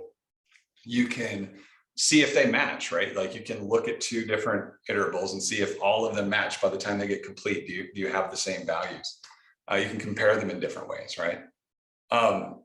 Now, here's the really interesting difference between push and pull-based. One of the reasons that people get really excited about observables is push-based can be async, where pull-based has to be synchronous. And synchronous basically just means from the point I call this, by the very next line, I have the value I've pulled out of this. Observables, you give them a callback and they push at you, right? So you're giving them this observer that's got this next method that gets called with the values as it gets them. And that means they can be async. They can take any amount of time to deliver the values. And because of that, there's other ways that you can transform an observable into another observable. So you could delay values. So that means you've got an observable of values, and you can make an observable of those same values delayed by 3 seconds if you want. You could debounce them. You can throttle them. So you know about throttle and debounce, like a way to kind of manage how much noise you're getting, right? You can merge them together with, like, you can kind of interlace the two observables into a single observable. You can switch to the lace observable. There's just so many different things. You can have a timeout. I don't get a message in so long, I can error, right? Lots and lots and lots of different ways. So that's one of the reasons that RxJS, which has all these operators, is so complicated to people, is because there's all these new ways that you can combine this relatively simple thing. And you get some interesting patterns. And again, it's all declarative, just like it was with iterators. But you can do things like, for all my button clicks, I want to debounce the button clicks so I don't do everything after that too fast. Then I can map it into to get my form values, and then I can check the validity of my form values. And I don't want any events after I check my validity. And then we can concat map that, which is just like, hey, process these in order and submit the form values, but make sure you don't do them out of order. And then, print the responses or whatever, and then come back. This is kind of pseudocode of what it would look like in RxJS, but it would look like in any observable implementation, not just RxJS. It would look something like this. In RxJS, it would be actual RxJS code to do the same thing. And I mean, you can do other fun things like drag and drop, right? So for every touch start event, I want you to start listening to touch move events until we get a touch end event, that sort of thing. And you can combine all those things and get measurements or get the client X and Y, or whatever you want to do, and have a stream of those events of like where a touch is happening. All right, so RxJS, just so you all know a little bit more about it, if you haven't heard of it already, you can look it up on these websites. It's very widely used. It's downloaded almost 40 million times a week. It's being used by PlayStation 5, Slack, Netflix, Google, YouTube, which is still technically Google uses it, I know. I suggest you check it out if you're interested in this stuff at all. Don't use it so much that you annoy all your coworkers, though. Like, you know, use it wisely and sparingly, where it's actually good. And that's it. I know this is recorded. Again, I'm reusing a talk that I've never done publicly before today. So if you do have questions, please feel free to hit me up on Twitter. I am at Ben Lesh, just my name, BenLesh. I try to answer every question I get on Twitter. And I just want to thank the people who organized this again for giving me a chance to help contribute back to this great cause. Thank you. Wow. My mind is kind of spinning with that one. Thank you, Ben, so much for that talk. That was super, super interesting. Once again, everybody, you can tweet Ben, and I think he's in the chat. I'm not sure if he's in the chat right now, but you can tweet him, and like he said, he will answer all your questions that you might have. That was fascinating. I was really enjoying all of the chat around it because first of all, some of you are very funny. This tweet or this chat made me laugh a ton. But anyway, really appreciated that talk. That was so interesting. And also something else that I appreciate is the fact that we got more donations during that. So exciting. Wow, so interesting. Anyway, I see Phil in the chat is bringing it up. Yes, I am real Godfrey Widdy. Hello. Or Gofre, it's fine. Anyway, it's time for cookies. That's right. It is break time. So we are going to be going on a break. Once again, I want to have some reminders. Yes, all the talks are recorded and they will be shared. And we have a code of conduct that you can check out on our website. And also, once again, of course, thank you to our sponsors. But also, it is cookie time. It is break time. I definitely got a little bit of water during that, and I'm going to be getting a cookie now too. Please donate, and we are so close to our 100K goal. So close. And once again, it is break time. We will be back on the hour. So you have 40 minutes to party to your heart's content, and then we will be back on the hour. So 39 minutes now. You can make up a little dance and a joke and tell us about it. But this should be enough break to get cookies, make cookies, set some cookies in the browser. I want us all to come back with a lot of good puns that I can listen to. So get some good ones. I'm ready to observe them. Get it? Because we talked about observables. That's right. Okay. Anyway, you're trying to watch my screen by my glasses? You can't. Haha. Nice try though. Anyway, okay. Break time. I will see you all in 38 minutes. Bye.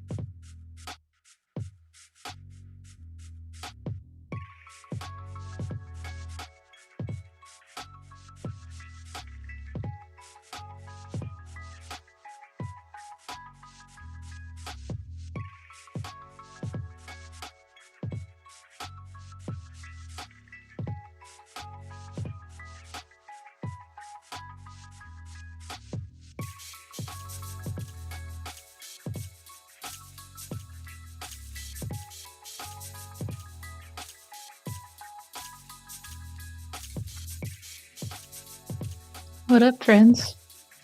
You're ready for this break to end and new talks to begin?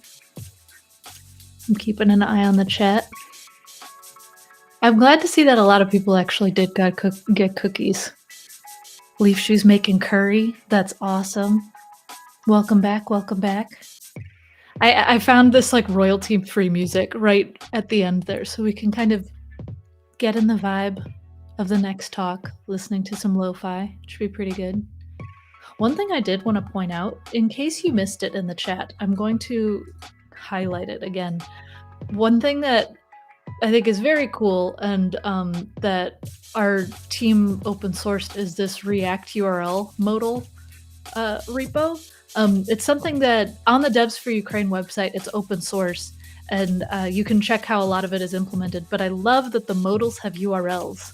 And so you can point someone to a URL and the modal will be there. And that's great, because how many times have you said, okay, go to this website, then click the button and the modal will pop up. You can just send them directly to the modal.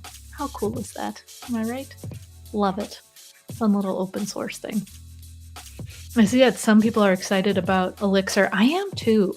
I haven't done a lot of functional programming in a while, but it's neat, and we use Elixir a lot at work, and I bought a book. I've been meaning to do more of it. We're talking about open sourcing some content around Elixir at work as well. It seems very neat. You like the look of it, Aiden? Cool. The book that I got is Elixir in Action. I'm forgetting the publisher's name, but there's like a little person on the cover. It seems cool. I did the same. I bought the book because it seemed neat. Yeah, exactly. Yes, Manning, correct. That is the publisher's name. I love the idea of all of it, and I've been wanting to play more with it, but I've mostly just been like, yes, I've done functional programming in my past, and so we'll see how that looks now. Most of my bookshelf is like, yeah, I'm very convinced that buying books and reading books are entirely separate hobbies. I have many books on my pile of things I want to read, both like fiction and nonfiction, and I'll get to a lot of them eventually. But yes, the author of that book, we have a fireside chat tomorrow. I forget which time of the day it'll be, but it should be pretty cool. And once again, all the talks are recorded. It should be great. We got some sound issues. Oops, my bad. It should be fixed. Oh, I see it's a little bit janky. Hopefully it gets better. Sorry about the quality there. Be Crispy, Cassidy, you look super familiar. Do you host anything else? I'm relatively online, and so you might see me on like the Stack Overflow podcast, memes. I do TikToks and stuff. Anyway, so now that we can move on to the next talk, I just noticed that we're right on the hour. We're going to be hearing from Ben Hong. I'm not sure if Ben is in the chat right now. Oh yeah, I MC conferences. I do things on the internet. Very sorry about my internet there. Hopefully it will get better in a bit. But anyway, we are going to be moving on to Ben Hong's chat. He's going to be talking to us about Vue 3, which I'm very excited about because I personally don't know much Vue, and every time I try, it sometimes goes well. Okay, so we're going to go ahead and listen to Ben's talk. I am excited for this, and don't forget to tweet with the hashtag or mentioning Devs for Ukraine because that'll get a lot of really great attention to our cause and to the talks. And also, in case you missed it, our donation amount is going so well so far. Oh my gosh. We want to make it to 100K, so keep donating and keep sharing with your friends and getting the word out. All right, let's head over to Ben's talk. Boom, boom. Hello. Welcome to my talk, Third Time's the Charm, taking another look at Vue. My name is Ben Hong, and I'm honored to be speaking here today at Devs for Ukraine. If you're looking for me under the Internet of Things, you can find me under the moniker Ben CodeZen. With that said, let's get started, shall we? Little fun fact about me is that I absolutely love going to amusement parks and especially getting to enjoy the rides. This you see right here is the one from the Jurassic Park ride in Universal Orlando, Florida. And so if you're looking for me here playing a little Finding Waldo's game, you'll notice I'm the guy up here at the very top with both of my arms up, having an absolute blast as I'm free falling 80 feet. The ride itself is really beautifully designed and again, highly recommended whether you're in Florida, Orlando, or if you're in California, Los Angeles. Either way, they both have the rides, highly recommended. A couple more things about me that you might not know about is the fact that I'm a senior staff developer experience engineer at Netlify. And a lot of the work I do in the open source revolves around the Vue community as a Vue core team member. And I'm also a Nuxt ambassador, helping to share all the goodness about Nuxt and all the amazing things that's happening. By the way, keep your eye on Nuxt 3 if you're a Nuxt fan. And then I'm also a Vue mastery instructor where I create courses around Vue. And I'm also a Google developer expert in web technologies and the Map platform. So excited to be here and chat with y'all about something that's really near and dear to my heart. So to level set and make sure we're all on the same page, let's start with the fundamental question. What is Vue? Well, if you're familiar with other frameworks such as React and Angular, Vue is often spoken of within the same sort of breath. And it's basically used to help you build user interfaces and help you manage all those things regarding complex logic, components, and all those things. But while it's also a full-blown framework that lets you build some really powerful enterprise-grade level applications, what it's also really good at, which some people might not know about is the fact that it's also can be used just as a CDN import library, which bundles around the same size, if not less, than jQuery. And so here, there's an article here in Smashing Magazine by Sarah Drasner, who used to be on the Vue core team. And you can see here, it's about replacing jQuery with Vue.js, no build step needed.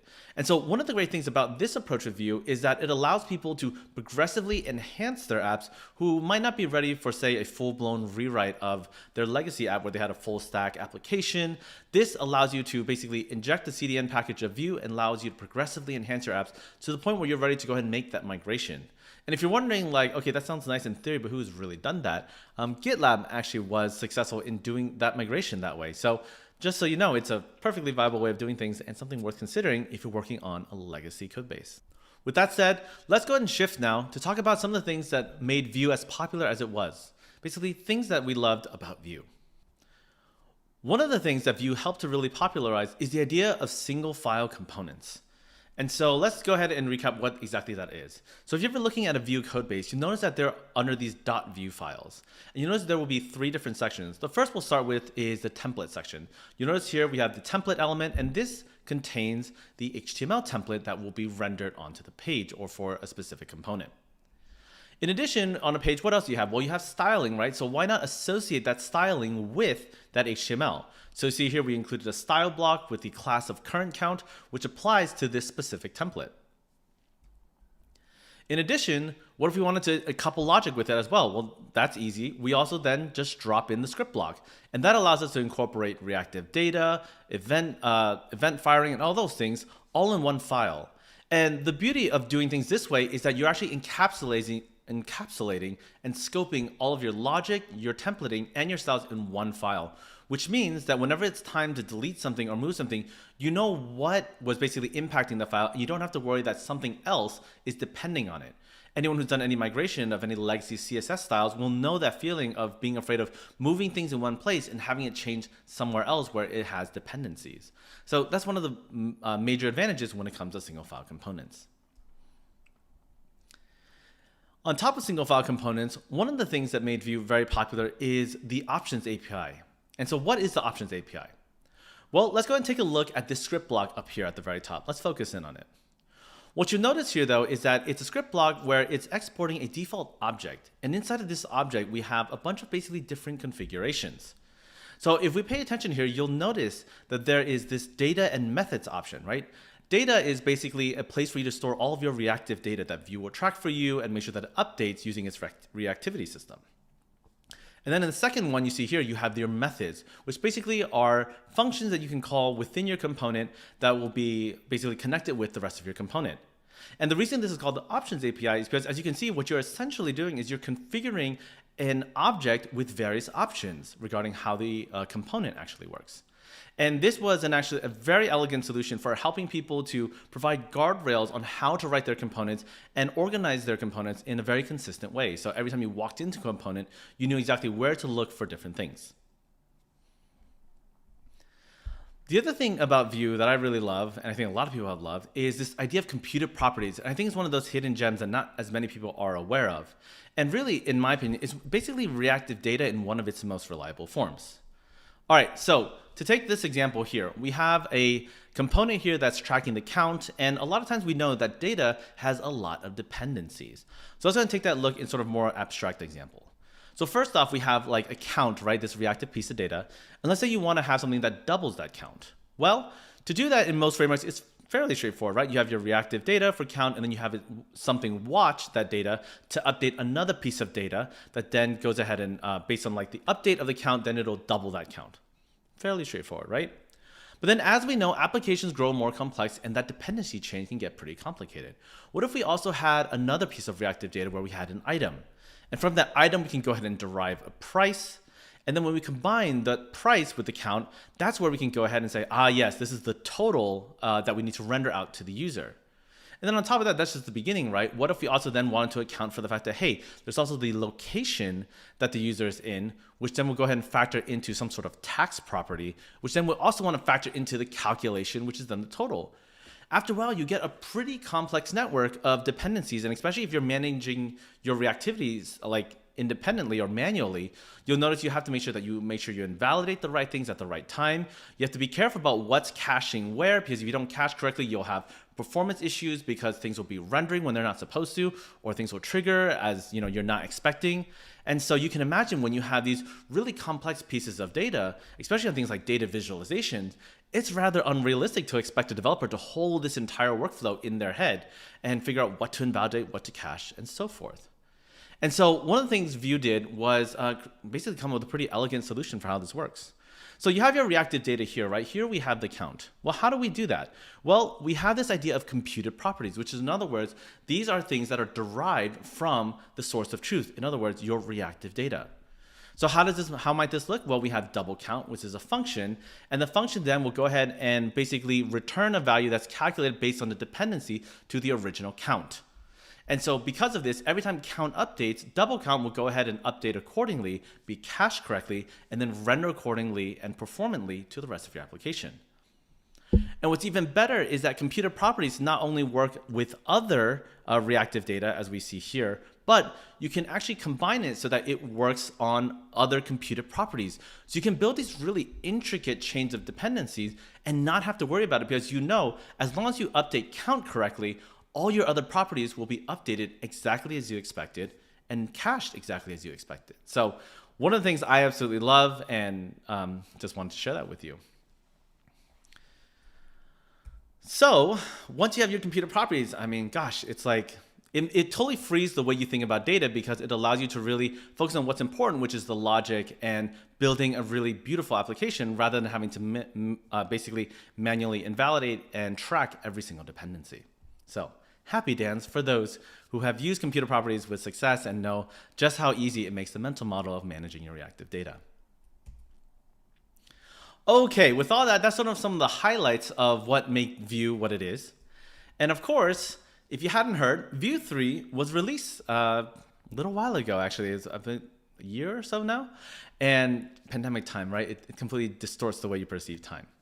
And Vue 3 was a really big deal because, we had Vue 2 for a long time, and a lot of people were thinking, like, where is Vue 3, right? We want to see some updates. We want to have some new features. And so, in case you can't see the GIF here, here is Steve Carell from The Office, where he is, where are the turtles? And so we had a lot of that. We had a lot of, where is Vue 3? And when can we get all these new shiny things? But we did release, and so I want to talk to you about some of the things that have come with Vue 3, hence why we're talking, hence the talk of the title, Third Time's a Charm, taking another look at Vue 3. Because there might be some new things in Vue 3 that might change your mind about whether Vue is a framework you might want to give a shot. All right, so the first thing first, when you talk about Vue 3, you almost can't talk about Vue 3 without the composition API, because this is basically another way of authoring your components and managing logic. So I'm going to go through a high level of what that means and how that looks in comparison to the options API that we took a look at earlier. All right, so first thing first, here we have a single file component. You'll see here inside of the script that we have the data here that's tracking the count. And then we have this computed property of text color, which goes ahead and based on whether the count is even or not, will return a string of red or green. And then you have a method here to increment the count accordingly. And then inside of our template here, you'll see that we have a standard H1 with a standard counter. And then we have a P tag with a inline style to actually change the color of the actual paragraph tag based on the current count. It'll render out the count. And the button here will go ahead and increment the count as you would probably expect. Now, one of the things about Options API, while it's really beautiful and elegant in its way of like placing railguards and making things very consistent for people, is that some people wanted more freedom in terms of how they author their components, right? What if they didn't want to put things in data, computed, and methods? What if they wanted to arrange things as they saw fit? Well, the composition API is basically the answer to that sort of more opinionated structure. So what we do here is we start by using the setup lifecycle method, which basically is a lifecycle method that happens at the very beginning of the component and allows us to do some pretty interesting things, which we'll see shortly. So the first thing first is how do we move the reactive data that we have here, count, into setup? Well, everything inside of setup is ultimately vanilla JavaScript. So this is where we're getting back to the raw, like if you want freedom and you get all the tools at your disposal, this means now we're really in the point where we're in free JavaScript land. So we have a constant of count 0. Now, don't worry, this const though is just a regular constant. There's nothing magical about it. And so in other words, we gotta tell Vue that this is gonna be a reactive data property that we want it to watch. How do we do that? Well, we do this in a declarative way by importing a helper method from Vue called ref. So in other words, think of it as a reactive reference. This is how we differentiate between a standard constant and something that's gonna be tracked by Vue. So here we have a const count where it's a reactive reference and we're tracking this 0. Next, what if we want to move our computed property into it? How does that look? Well, again, we're in JavaScript land, so we'll create a constant of text color, and then just like ref, we'll import a helper method called computed, and this will be a function that returns the value that we're looking for. So the logic is the same. It's the count value, and we're looking to see whether it's even or not. And we're looking to see if it's even or not. And if it is, we return red. Otherwise, we return green. And finally, what is the method? A method is ultimately just a function that does something, right? So similarly, this is a const of increment count that we can use the arrow function to declare. And we basically say, hey, in this function, all we're gonna do is we're gonna increment counts value.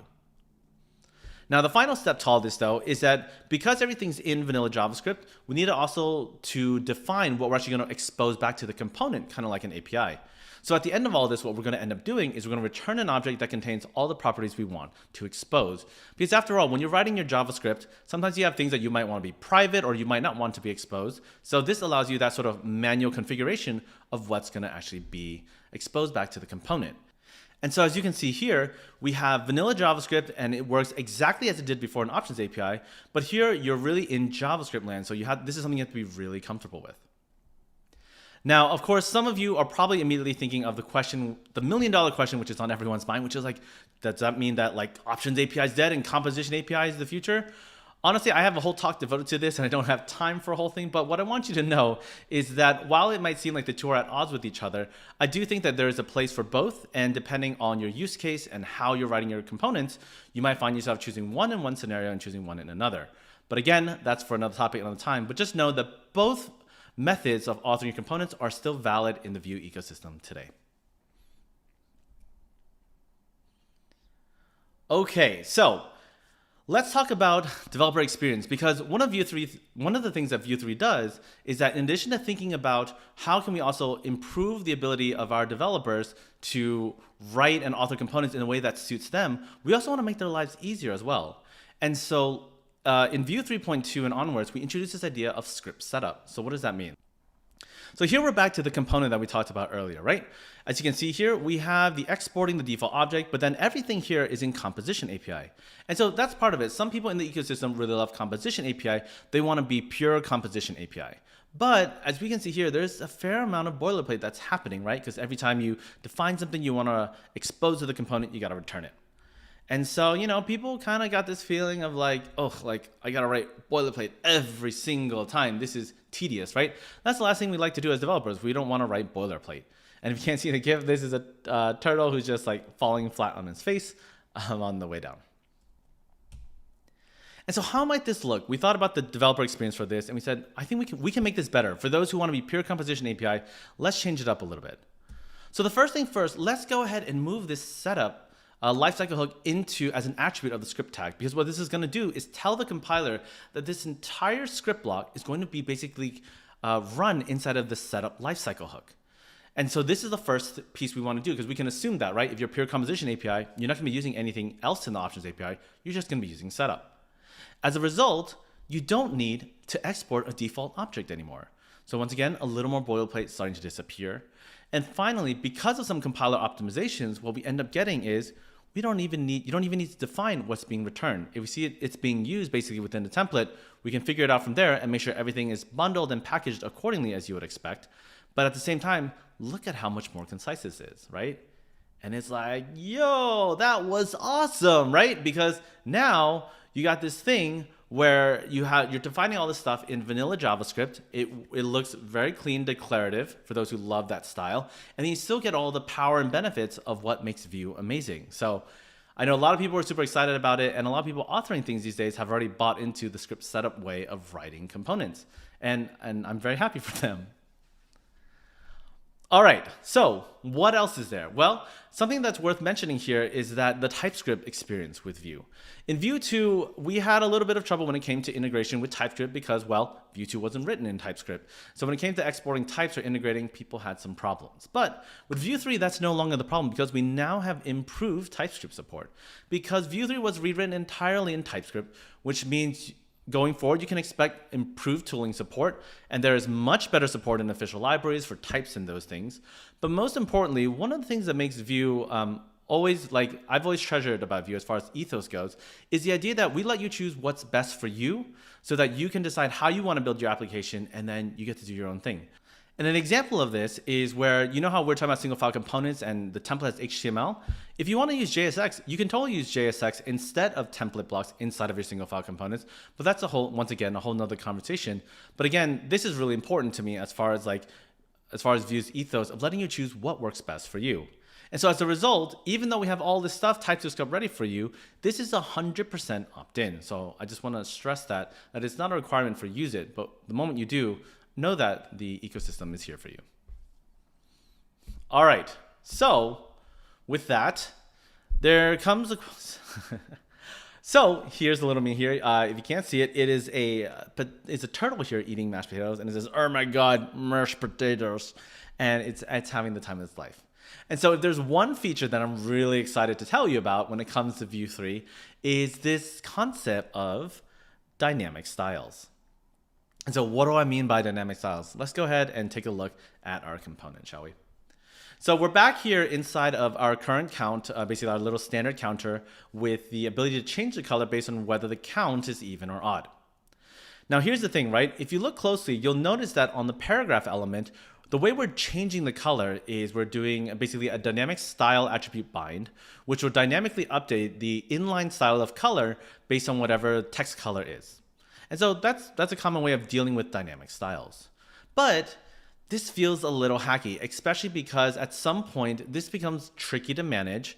Inline styles don't scale very well. So how might this be better? Because one of the things I've always loved about Vue is that we do our best to leverage what you already know, what works best.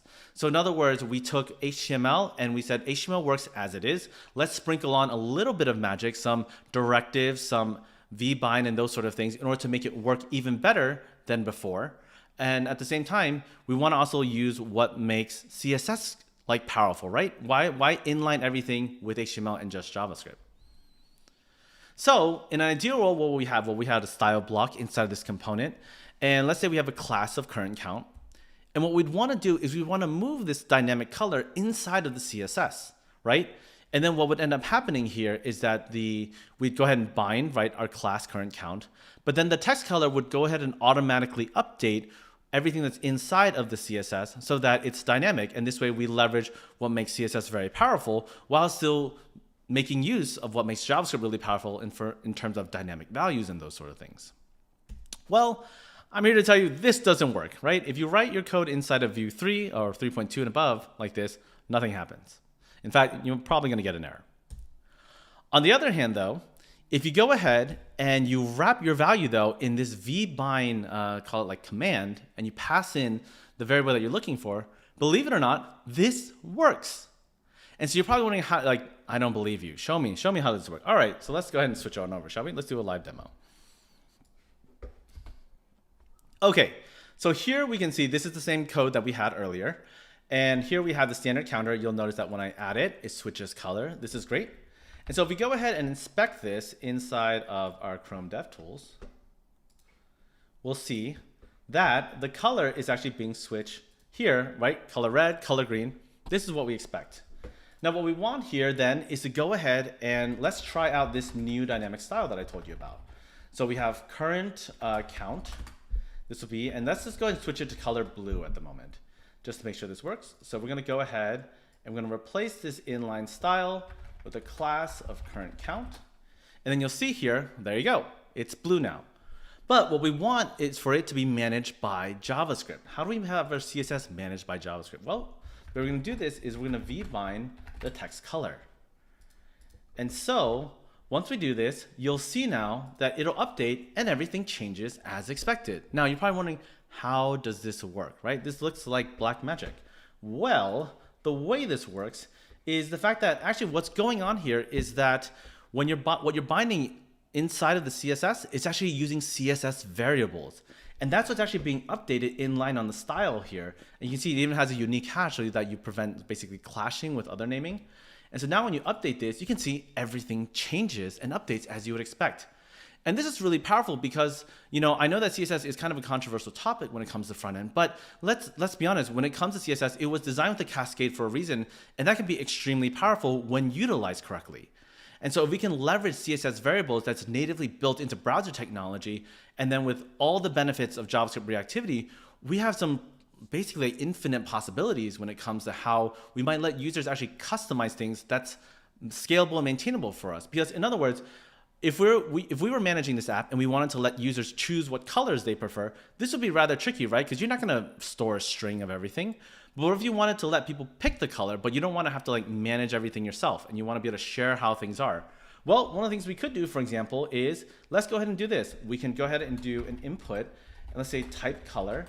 And I'll just go ahead and bind this using the vModel directive to a thing called user preference. And then we'll just do it like that. And then I'll go ahead and create a new one called user preference. And user preference is going to be a string, empty string like that. And to show you this is working, we're going to go ahead and just render this out. So let me go ahead and actually do that up here. So we're going to do that, and we'll do user preference. So it's an empty string right now, but you'll notice that when I switch this, the hash, basically the hex color is being updated as expected. Now that that's being updated, we can actually go ahead and update here with user preference. And then you'll notice, oh, you can't see it here, but we'll see here when we go and update, our text color is actually being updated exactly as we expect. And this just has so many implications because now we can also do things like using native CSS, like, well, you know what? We want all our buttons to also have a background color of the vbind user preference. And then there we go.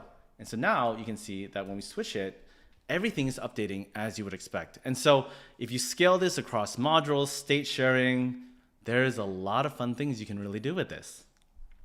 So anyhow, that is my big, I absolutely love the developer experience of this in its ability to leverage technology for what it's good for, and then combining that together in a way that keeps true to what it's, that keeps true to those technologies.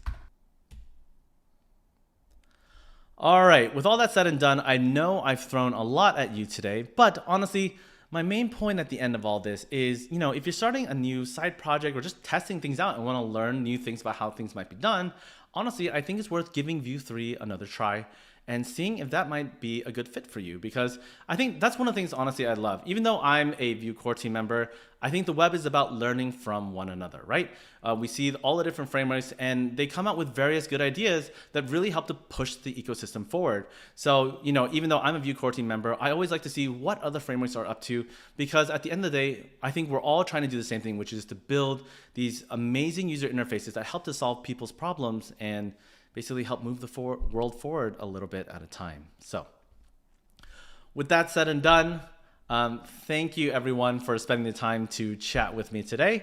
My final turtle meme for the day is here. You can see this happy little turtle. I'm a pretty, pretty butterfly, and that's what it says on the meme. But once again, if you're looking for me on the Internet of Things, my website here is at bencozen.io. You can find me under a lot of the different social media platforms, but specifically, if you're looking for me on Twitter, YouTube, Twitch, I do live streaming and record videos. Again, you can find me under the moniker bencozen. With that said, thanks again, everyone, for having me, and I hope you enjoy the rest of the conference. Till then.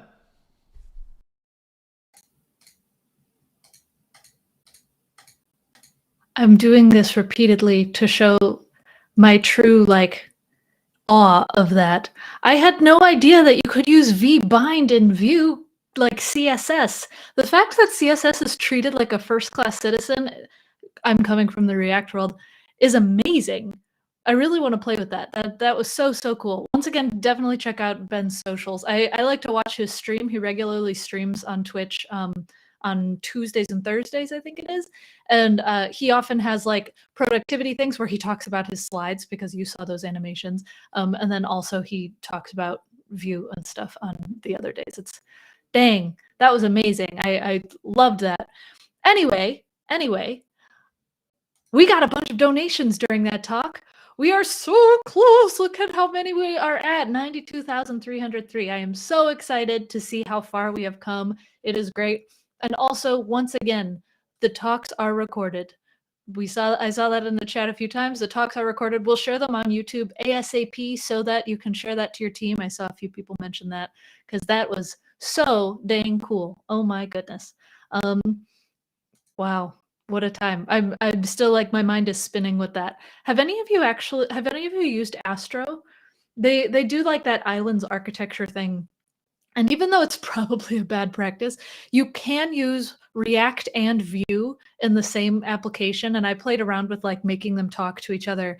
And the fact that you could do that with Vue, where you could use all of these CSS things and then just make it talk to React, that my mind is spinning. Again, probably a terrible practice, but I'm very excited by that concept. Anyway, we have another talk. And I'm very excited to introduce Natalia, who is an amazing speaker. We really enjoyed checking us out, and I'm so excited. She's going to be talking about local state and server caching and the balance between them, which I think that's something that we could all probably have a little bit more information on. All right, we're going to head over and listen to her speak. See you soon.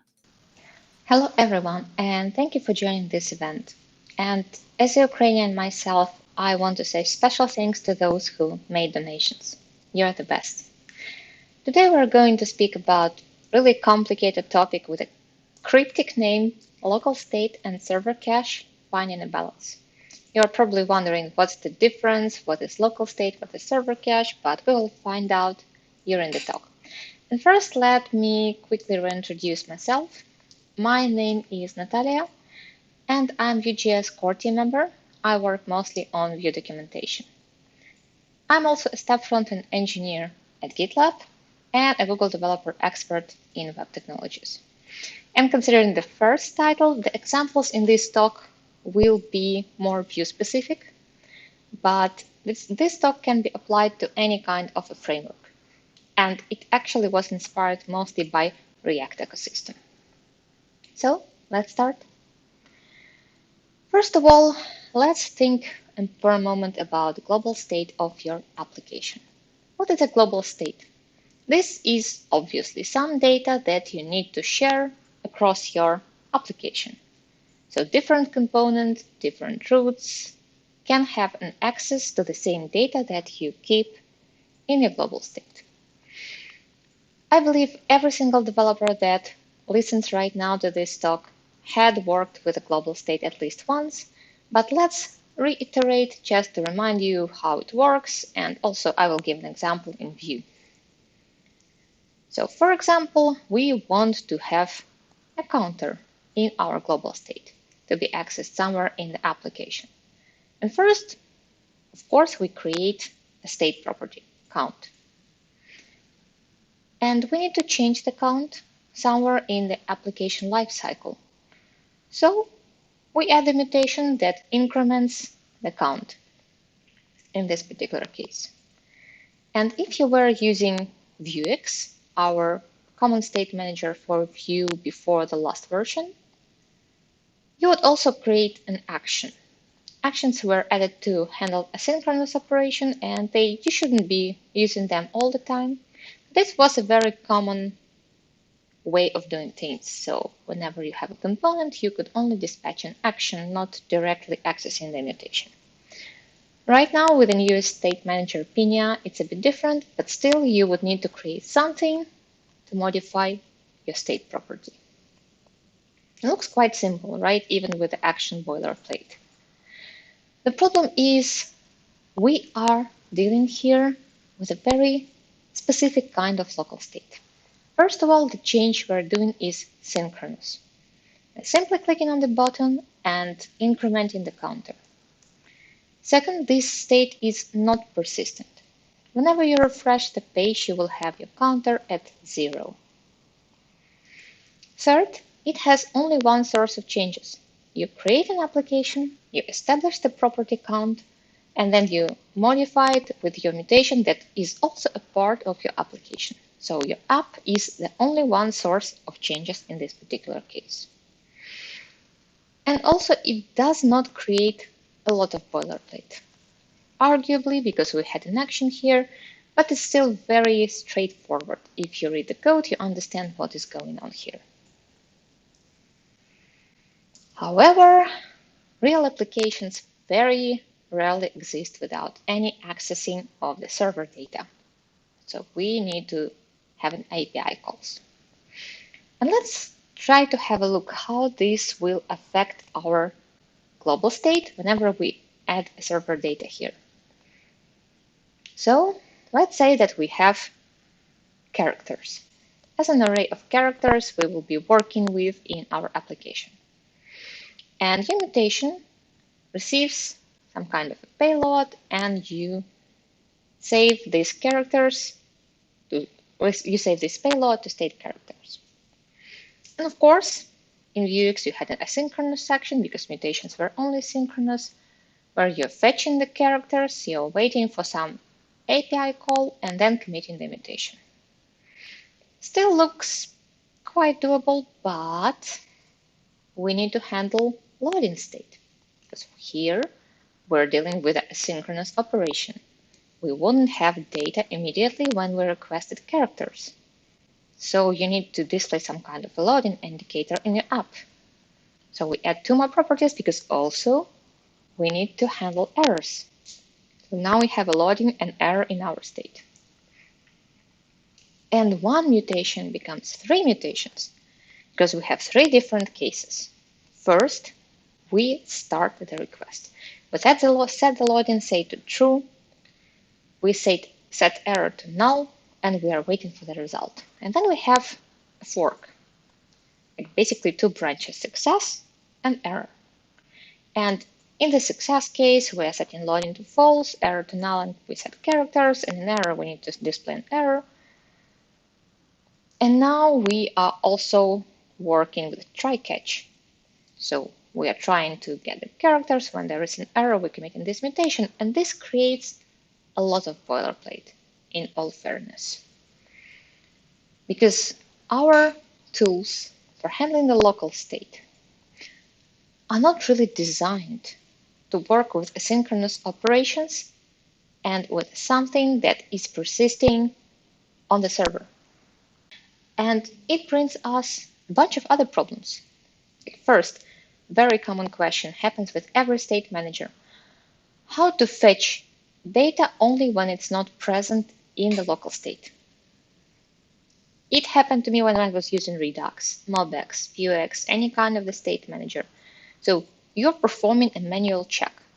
If data is present in your state, you're not doing an API call. If there is no data, you're doing an API call.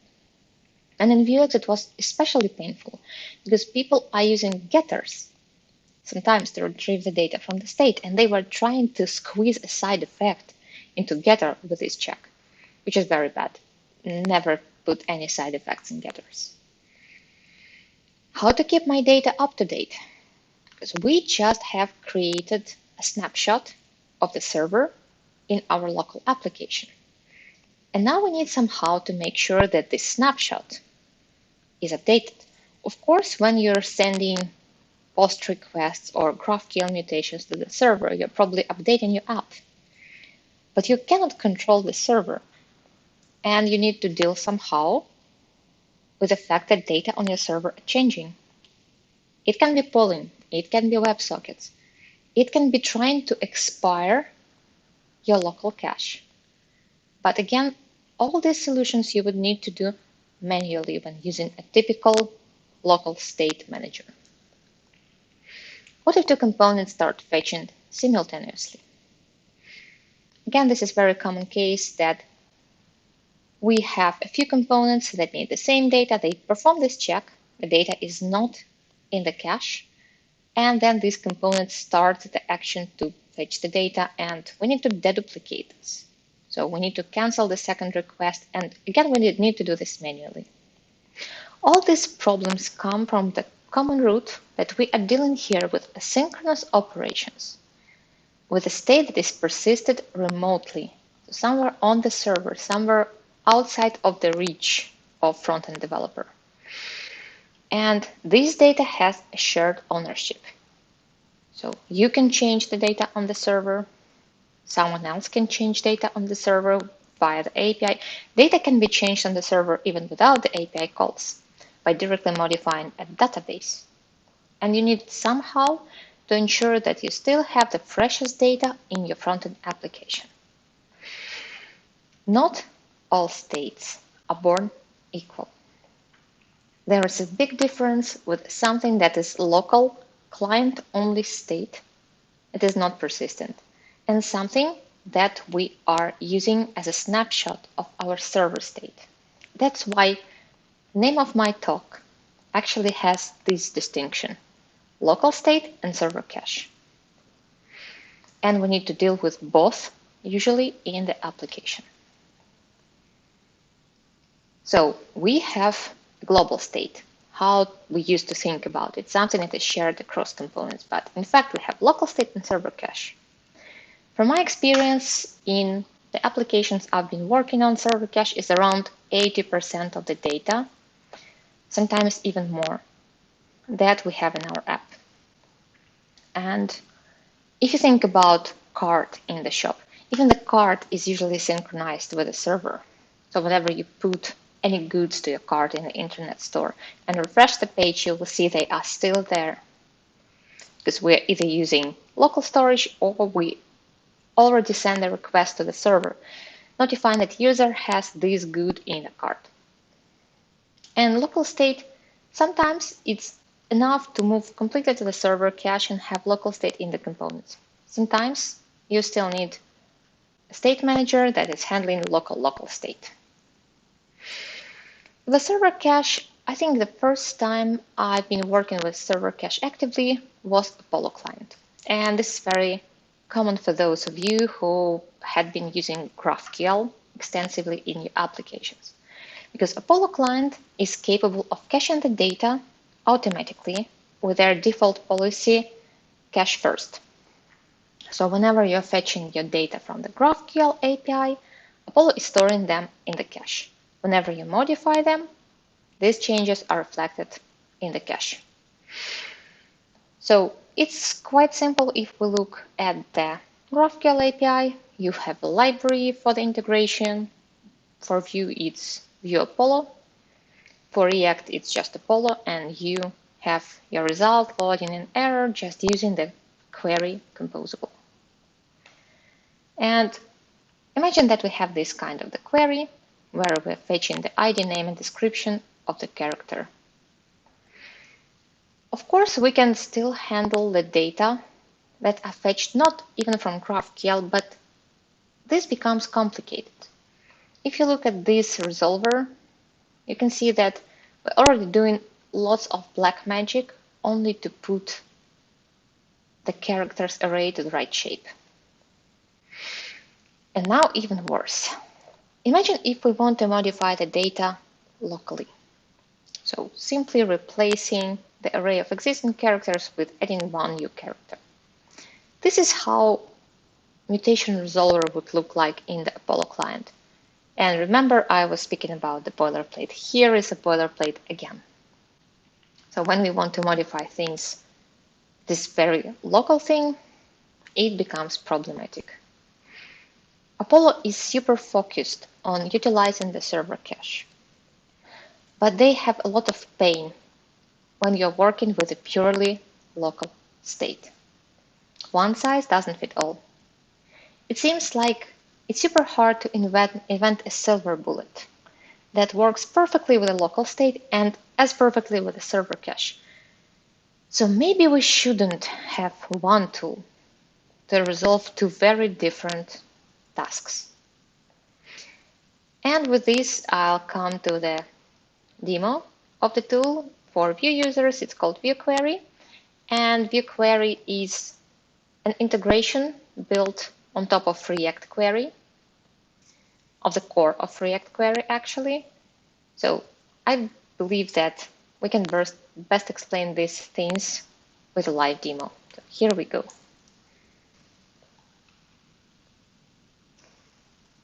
For the purpose of software demo, I will be using this simple app that will be fetching the characters of Dune, because I like Dune, so why not? And I'm running the local server for this. Currently, there is nothing in our front page, but we will be working on it to see how we can work with the server cache in the application. So let's go to the code, and first, let's see what I already have in my API.js. And this is simply a few methods that are using Axios under the hood and that allow us to fetch characters and one specific character by ID. And also there is a post request to add a new character. So let's go to our home view and start working on this. For now, you can see that I have all these placeholders just to have loading and error characters. And now we start replacing them.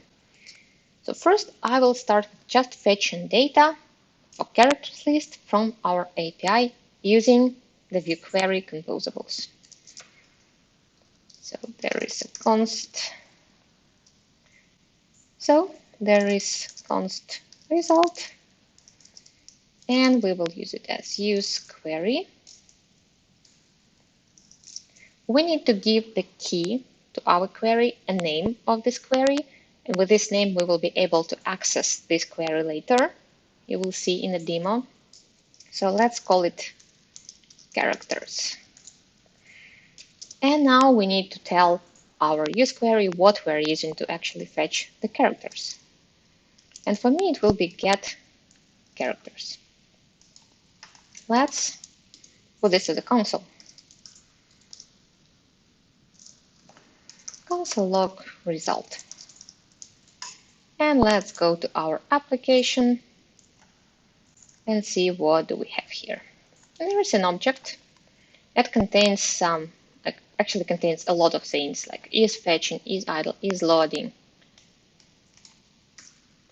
But for now, we are interested in data. You can see that this is ref implementation, meaning this object is reactive and it updates whenever we have the data. It has the value, which is a proxy, and we can work with this value trying to see what's going on here. If we take a look at the network request here, and I will refresh the page, you can see that we are fetching characters, and this is what our data contains. So this is an array of Dune characters.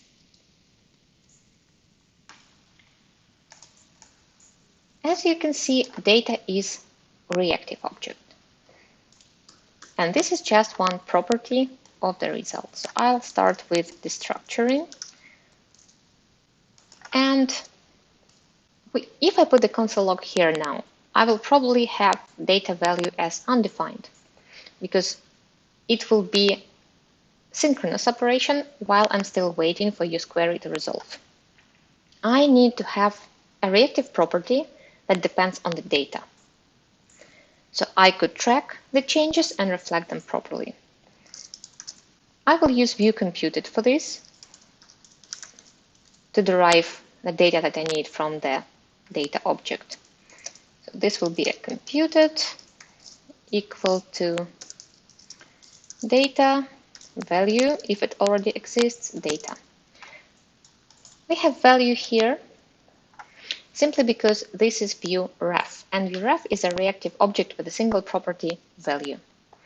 And we have this weird structure with data because I have a typical REST API that has a response with like data status and all the goodness. I will delete characters here.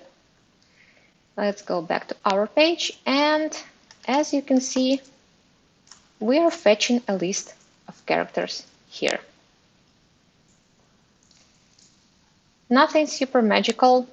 We just used the same that we would have using Axios.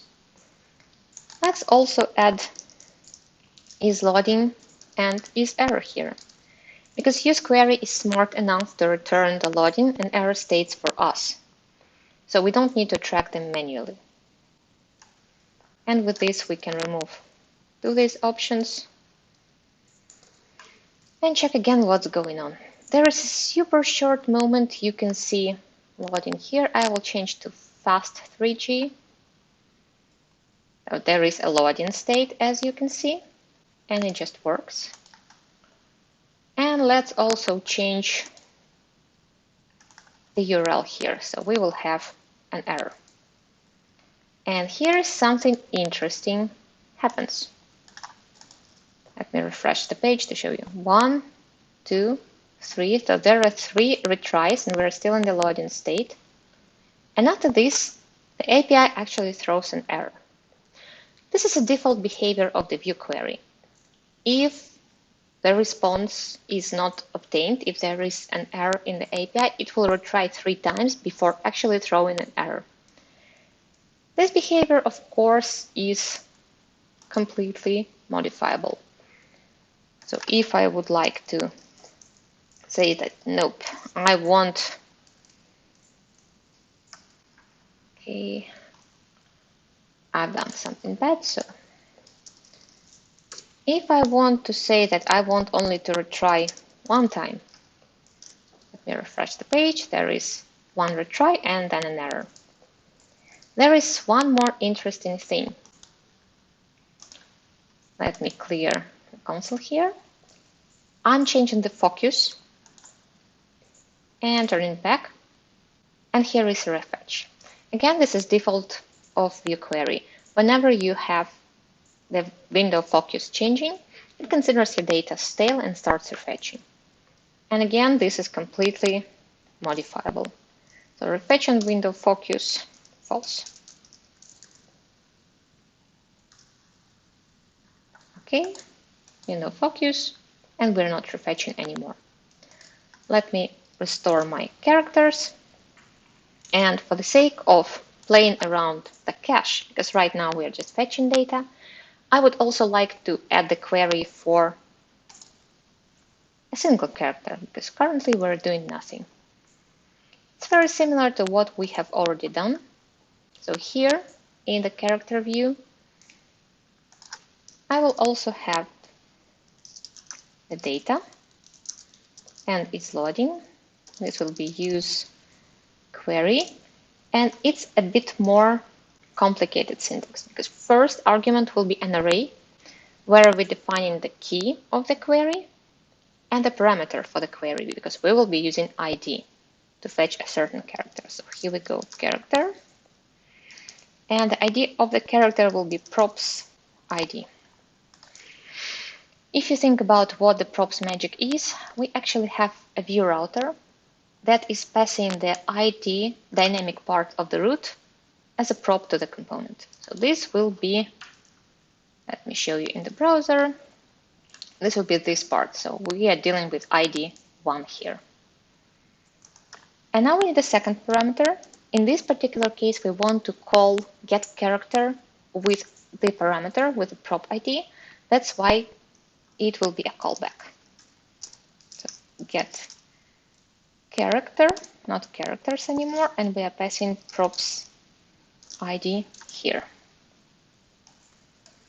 Now we have data, and we need to extract the character from it. So const character will be the same computed property that we had. And we want to return data, value, data. And of course, I need to remove placeholders. So right now, as you can see, we have all the traders here, Janiuk or Jessica. But there is something wrong going here. Let's look at the network tab again. I'm fetching characters. Okay. I'm fetching the details for Paul. Still okay. I return to the main page and I'm fetching characters again. Why this is happening? Where is my server cache? Why I did through that much trouble just to have the Axios working? Again, View query, as a React query as well, it has very aggressive defaults. And by default, it thinks that your data in the cache are stale. And when the data is stale, you need to refetch. And it considers data stale in very many actions. So it would be component remounting, window refocus. We disabled this, but still by default it is. Creating a new query and many, many other things. So now we need to tell the cache that we want this data to persist for some time. And I will say that I want data to persist for 20 seconds, and after 20 seconds, you can consider the data being stale. To do so, we will go to main.js where I'm setting the view query and say stale time 20 seconds. Let's go to the app again. I'm fetching characters, fetching poll, come back to the main, characters is here, poll is here too. But if I go for Chani, of course, it's not in the cache, so we are fetching it again. Now let's just switch between them for like 20 seconds. Waiting a bit. And now we're fetching poll, fetching characters because the data is stale. Chani is still here because we accessed her a bit later. But now it's stale as well. Of course, you can modify this in very different ways. You can make it like 5 minutes for stale time. And this is already amazing because you have a cache. And whenever you are hitting the API, in fact, first you will retrieve the data from the cache of the view query. One more thing is, let's take a look at how we are modifying the cache. Like, if I make a request to the API, I want the data to be modified in the cache as well. Like we would do this for Vuex or Redux or MobX. You have a successful response of the post request or mutation, and you need to modify the cache. So I will go to my home view and write the mutation as well. I like that the names in Vue and React query are very similar to what we have in Apollo. So now we need to create a mutation. And we have a hook for this called, obviously, use mutation. Here we don't need a key. We only need to pass a callback. So I would call add character, and it requires passing a new character. So we need to create some placeholder. Let's call new char. That is just an object with an ID and name. And we are passing this new char here. So far, this is non-reactive object, just an object to test the mutation. Now we need to return this mutation from our setup, and now we can use it here in the template. I will just add a button, add character, and on button click, I will just call my mutate. Now let's go and see how this works. I'm clicking add character, and as you can see, we have a post request that added a character with ID 11 and name test. Nothing is changed in the UI. Let's refresh the page and you can see that we have a test here. So we need also to modify our UI after we made this. So we need to modify our cache because our UI is reactive to the cache changes. Let's change the ID because otherwise it will complain that we already have an entry with this ID. And let's add one more thing here. So whenever the mutation is successful, we want to modify the cache. How do we access the cache? For this, we will need a client instance. Use query client. And now we can say that query client set query data characters. So this is here This is where we're using the key we defined for our query. And of course, we need to define the data. And data in this particular case would be the whole characters array that we have, value, because this is the reactive view object, and also res data, so the ID and name that we get in the response. Let's check. And here we go. Here is immediate change in our UI because we modified the cache. Last words is this library, React Query, View Query, can be used in combination with any state manager. So if you have something that is coming from the server, you access it through the View Query or React Query cache.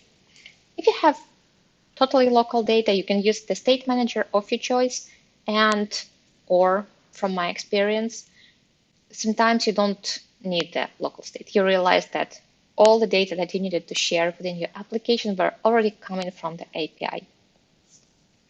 And I really like that it's super agnostic to the data source.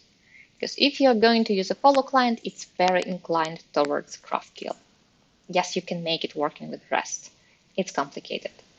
Here, you can define your API methods like I did with the Axios calls. And this can be just anything, basically anything that modifies your cache. Thank you for your attention. I think this comment sums it up. It was amazing. I've never actually used View Query or React Query just yet, but that was so great. Thank you so much, Natalia. I really want to play with it. And she's in the chat and on Twitter and stuff if you want to chat with her more about it. That was amazing. And I keep thinking, like, am I a Vue developer now? Between Ben's talk and now Natalia's talk, I'm like, this is awesome. Gosh, that was so cool. Anyway, we got more donations and it's exciting. Bam! We've got more. Thank you so much, everybody, for continuing to donate. It has been so exciting to see how close we are getting to our 100K goal. We're slowly inching our way there. And don't forget, share the event with your friends, share the talks with everyone. Yes, the talks will be shared online afterwards, and they'll be on YouTube, and we'll tweet it out and shout loud about it. And one last thanks again to our sponsors, Front-End Masters, OSS Capital, Incredible.dev, Linode, Akamai, and Stripe. Thank you so much for donating so much to the event. That being said, it's time for another break. I think it'll be a nice one. So we're going to take a break for about 20 minutes. 20 minutes. Yeah. 30 minutes. 20 or 30 minutes. I'll play some nice music and I'll come back. The next talk will have it start right at 30 past the hour. But I'll like come back in to like lure everybody back in there. And so this time, instead of getting a cookie, maybe make yourself a sandwich, piece of toast, some rice, maybe. Should be good. We're kind of carbo loading for the next few talks. After the break, we're going to have a Q&A with Dan Abramov, and it's myself and Sarah Vieira questioning him with questions that all of you all who were on the website earlier submitted for Dan to answer. And it's like cut, but slightly uncut. So you'll see us flub being like, oh, and it should be good. Okay, cool. We are going on a break, and we will be back in about 20 to 30 minutes, but the talk will start at 30 past the hour. Okay, I will see you all soon. Bye.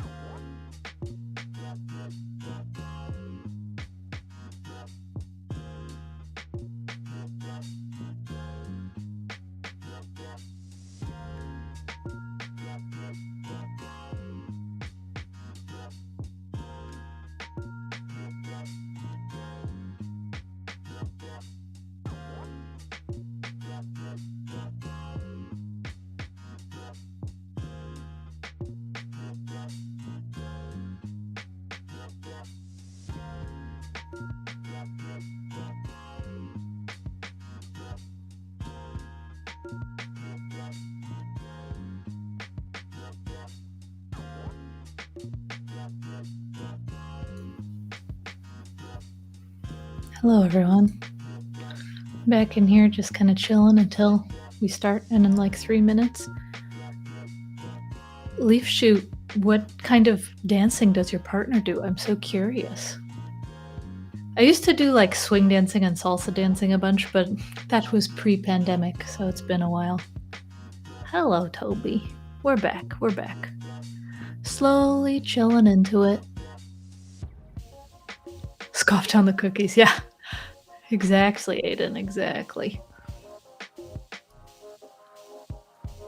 We had 6 donations during the break. Oh my gosh, what are we at now? I've got to check.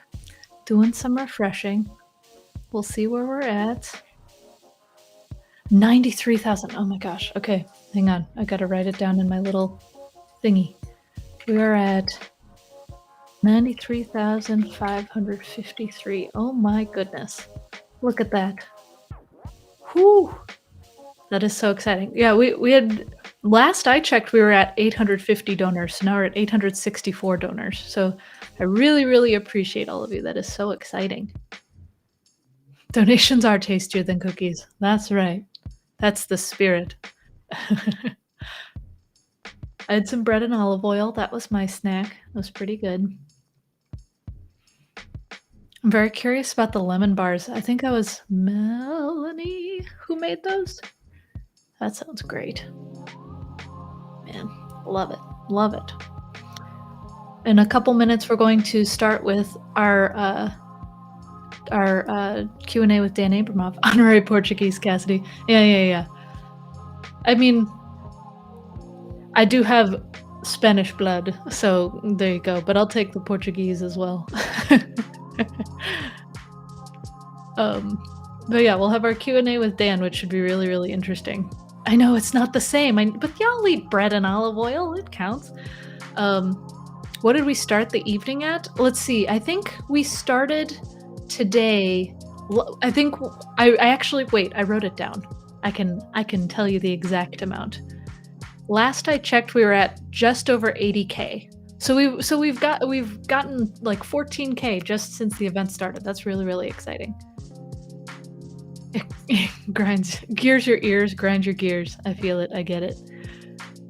But yeah, we've gotten a pretty decent amount for such a short amount of time. And we also have the event tomorrow too. So if you need a little bit of time, we've got that going.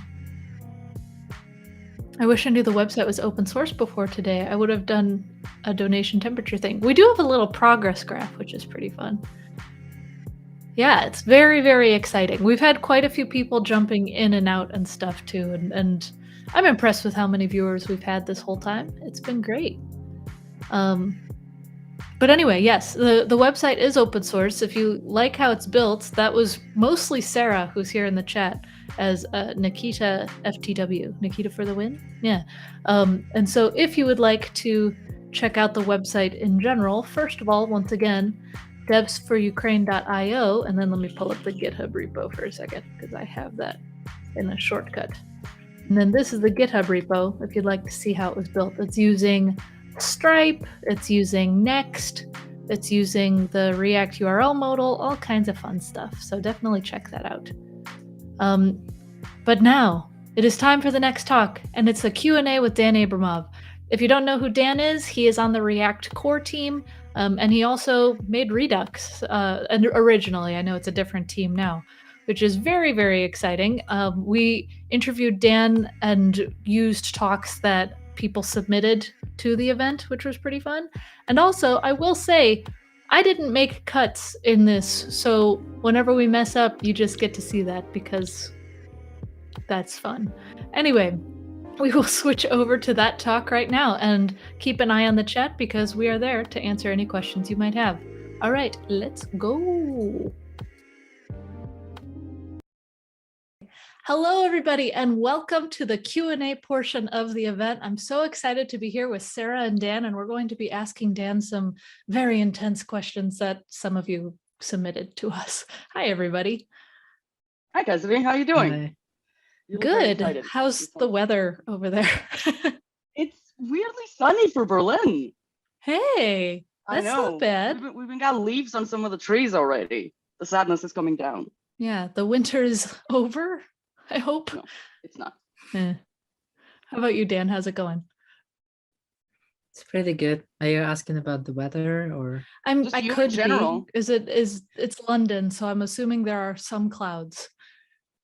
There are some clouds today, but it's actually been pretty good in the last like 4 days.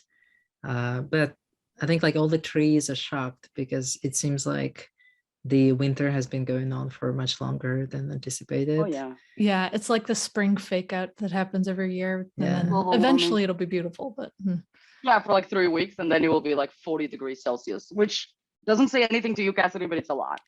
in freedom units, I believe that's hot. It's sticky. Sticky weather. Gross. Hey, Dan. Anyway, we have lots of questions for you, Dan, submitted by all kinds of people, and I'm super excited to ask all of them because some of them are pretty interesting. And so Sarah and I will go back and forth and see what you have to say. The first one says, hey, Dan, I sometimes ask myself, how can I become better as a developer? From your point of view, how can I be as good of a developer as you? Hmm. It's one of those Try and it do depends well- questions. Yeah, I think a lot depends on like, you know, what kind of development you're doing. I don't think I'm a particularly great developer per se, but I mean I definitely learned some things that I think are useful. I think like some of the biggest, you know, the most useful ones are just learning to debug stuff. And I think I know that it helped me a lot to kind of stop, you know, not rely on guessing so much, because I used to rely on a lot of guessing, like, oh, maybe I comment out this line, maybe I changed +1 to -1. Oh, it works, great. But that's not really, you know, that, or like add like something throws at like if this is not null and like not even think about why. So I think like being more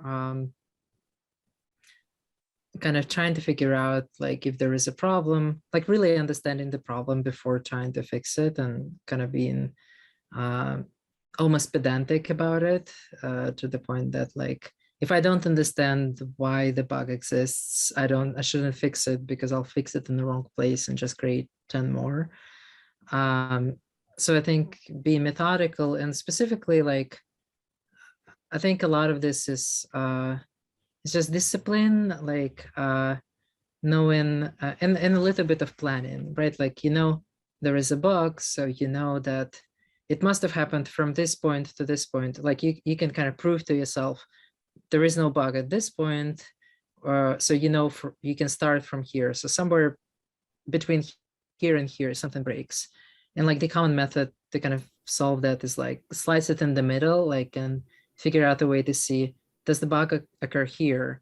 And so either it's here or it's here. And so you kind of slice things up like with time until you find exactly where the person who wrote the code did not anticipate something happening or like misunderstood the requirements. And then that's where you fix it. So I think like learning this kind of process, like being methodical about, don't make like 5 changes, because then if it works, you don't know which of the changes helped. So, or like be able to like do them and then undo them and then do part of them.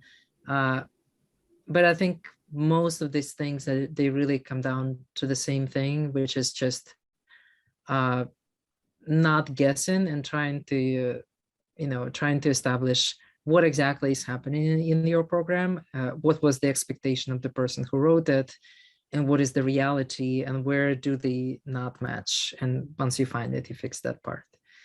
I think that's maybe good advice. It is good advice. Yeah. So you don't do the thing where you like change things in 5 places and then be happy it works out of magic. You don't trust. You wouldn't have liked Angular 1. You wouldn't have liked Angular 1 if you don't like magic. I'm just saying. I don't know. I think sometimes it works out, but well, I used it a little bit. Okay. It was actually, I thought it was fine. I remember I had this error, cannot digest in the middle of digest or something like this.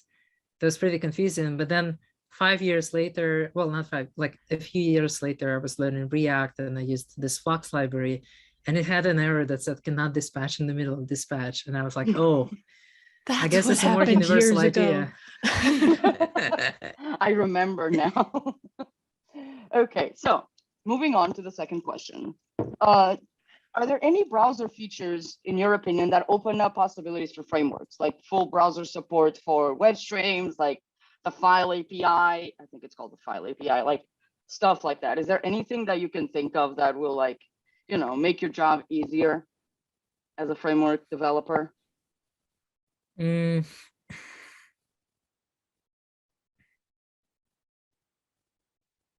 Maybe, but I have a hard time. I usually don't think about this stuff as much. Like maybe Andrew or Sebastian would be able to answer this better. Honestly, same. I had to literally just Google now what the web streams API was. If that makes you feel better. Well, I think also cut this part. No, it's cool. So we're keeping the part where I said I had to Google that, right? Okay, continue. Yeah, I don't really remember something that I was excited about recently. There's definitely a bunch of APIs that keep coming out. I think the hard thing about new APIs is you can't use them immediately because the older browsers don't support them. Right. So I kind of check them like 2 years later after they come out. Nothing has gotten me as hyped as when optional chaining came out. That changed my world.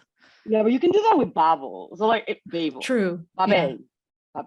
Like if you can fake it with Babel, like then it's fine. But you can't fake like a file API or a Bluetooth API. True. Yeah, that's very true. Optional chaining is the best thing. I found out you can optional chain functions while doing a code review at remote. You can put the thing between like the name of the function and the function thing, and my life is completely changed. Like that's it. It was like when I found out that you could console that and warn things. Oh yeah, that was a big day when I learned about that. It was a big day. Okay, Cassidy, go on. Okay, anyway, what are your thoughts on some of these new frameworks that are coming out, like Solid.js and Astro and Marco? I don't think Marco is new. I thought it's been out there since 2012 or something. Like I think it is. That's what I thought too, but this is what the asker established. asked, so we're just going to assume that they're correct. Yeah. Well, I didn't mean to imply that. Oh no, you're I'm fine. contradicting you. But yeah. I think Marco has some actually really interesting ideas that like Marco think, well, I haven't looked at it super closely, but I've read some of the kind of articles describing some parts of how it works that are like, I think they were inspired by some of the stuff that like Facebook was putting out about how they were doing like in 2011 or even earlier, server-side rendering with streaming, where you don't just with out of order streaming. So that's different from like just generating HTML and it's just like top to bottom, so you kind of see the page top to bottom. But actually, like maybe if some part is like maybe the sidebar or like some part is waiting for more data, or like a dashboard, you can imagine like several like things on the dashboard that are maybe waiting for data on the server. And with a lot of classical kind of frameworks, you just can't express that. Like you have to, like, I don't know, in traditional server-side rendering, like maybe PHP and Rails, and I'm not sure, maybe they have tools now to do this, but like in a lot of traditional approaches, you can only, like if something is taking a long time, you kind of have to block the whole page before you can, emit HTML for those things, because they have to be in order, like the piece of HTML is there. Whereas I think like Marco, and there are some server-side frameworks that support this. They support out of order streaming, where you can specify that like instead of this piece of thing, just like emit some kind of placeholder, and then later in the stream, it will include some HTML for that part, like when it's ready, and also like a little bit of code to actually like slice it, like just put it into the right place in the page. And that's actually like that technique is what we like are adding to React in 18. So in React 18, we support streaming server rendering out of order, which lets you do the same thing, basically like skip some parts that may take a while to like fetch the data on the server, and then emit them later in the same stream as HTML, and have some inline script text just inserted in the right places.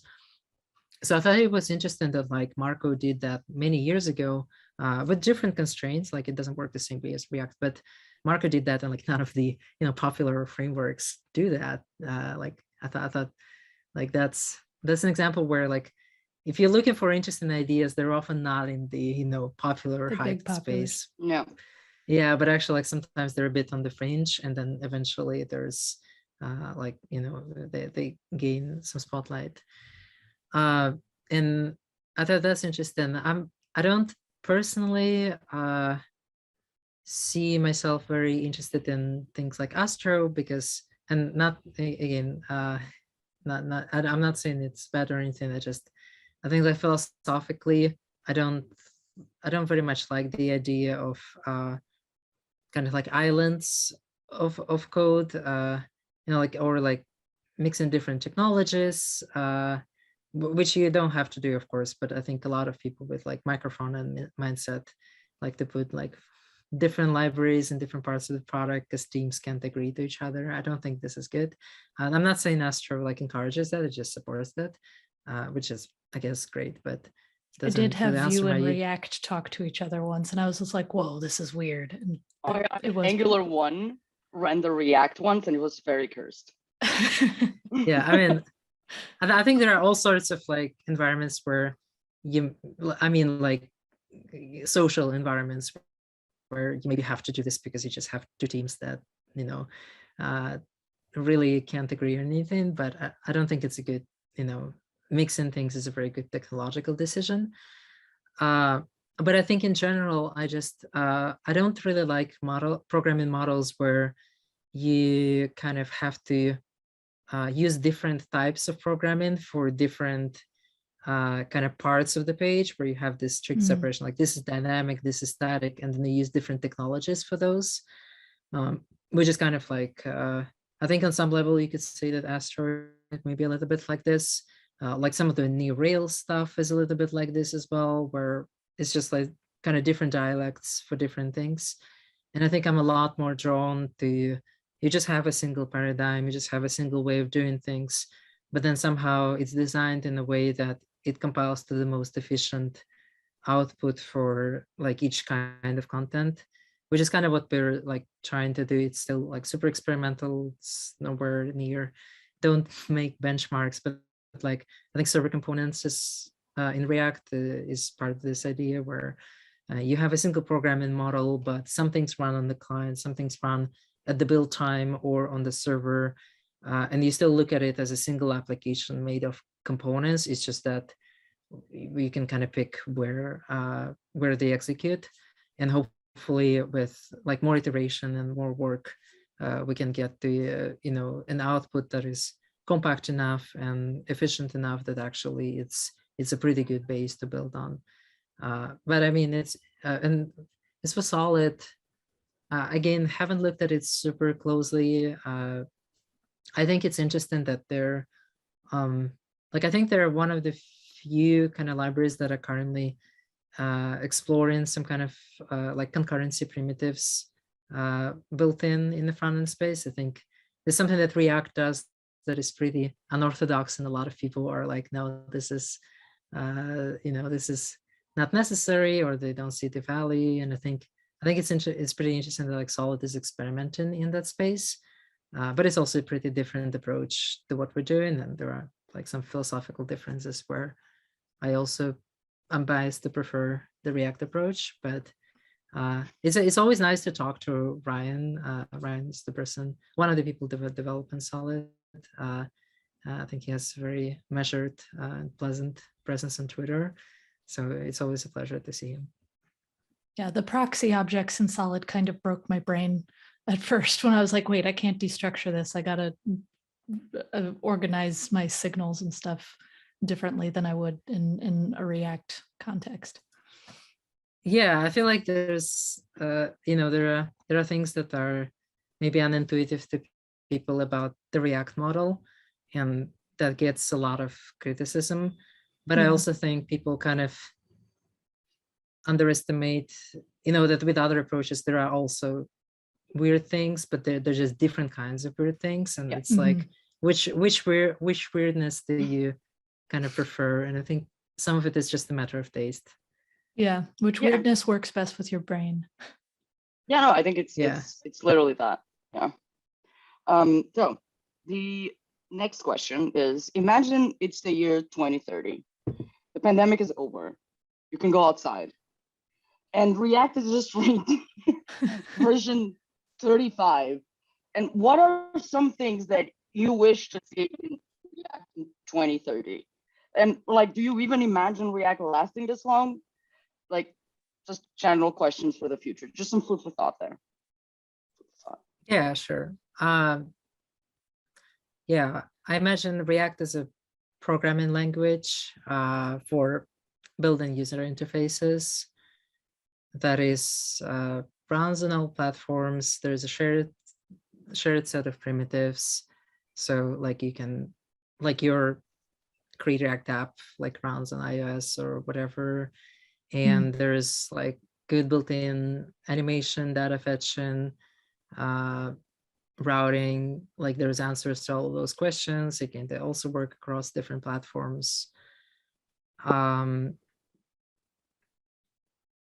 it's also like, unlike a lot of these cross-platform solutions, it's actually like, it's easy to have accessibility parity across the devices.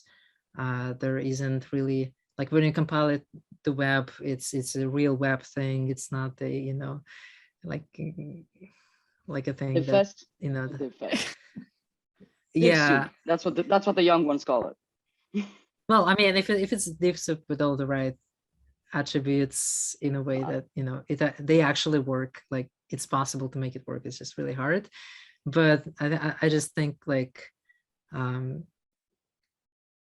there are very non-webby approaches, and I'd like to think that React continues the tradition of being very webby, and but also working across devices. Maybe like React and React Native would not be such and I guess like by that point, like maybe AR will be a big thing, so maybe you would also like be able to target that easily, and it wouldn't be like a separate brand. Like maybe it's just like all of that is React. But that's just how I kind of imagine it. I'm not don't put it don't quote me on this. It's I just kind think of I like think for each of the something things we're trying to do, it's the, where it meets.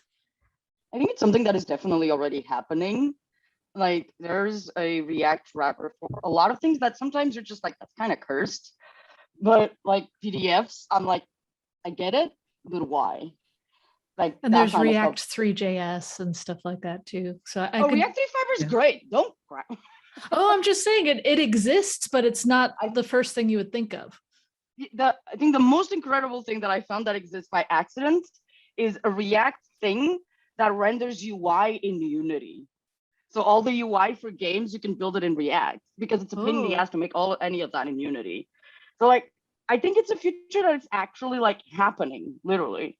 Like if I want to make like an Electron and like a mobile video game apparently and like a website, I can make all of that stuff in React. Will it be easy? Will I cry? It will not be easy and I will cry, but I can. Hopefully one day I won't cry. Is that what you're saying? Basically? That's the main difference. How many tiers will we have trying to Yeah. build for all of these different platforms? Yeah. Okay, next question. Is the internal Facebook CSS and JS framework still going to be open sourced? Will constructible style sheets change the CSS and JS landscape? I think, well, I don't actually know if it's gonna be like, I thought it was going to be open source at some point. I don't know.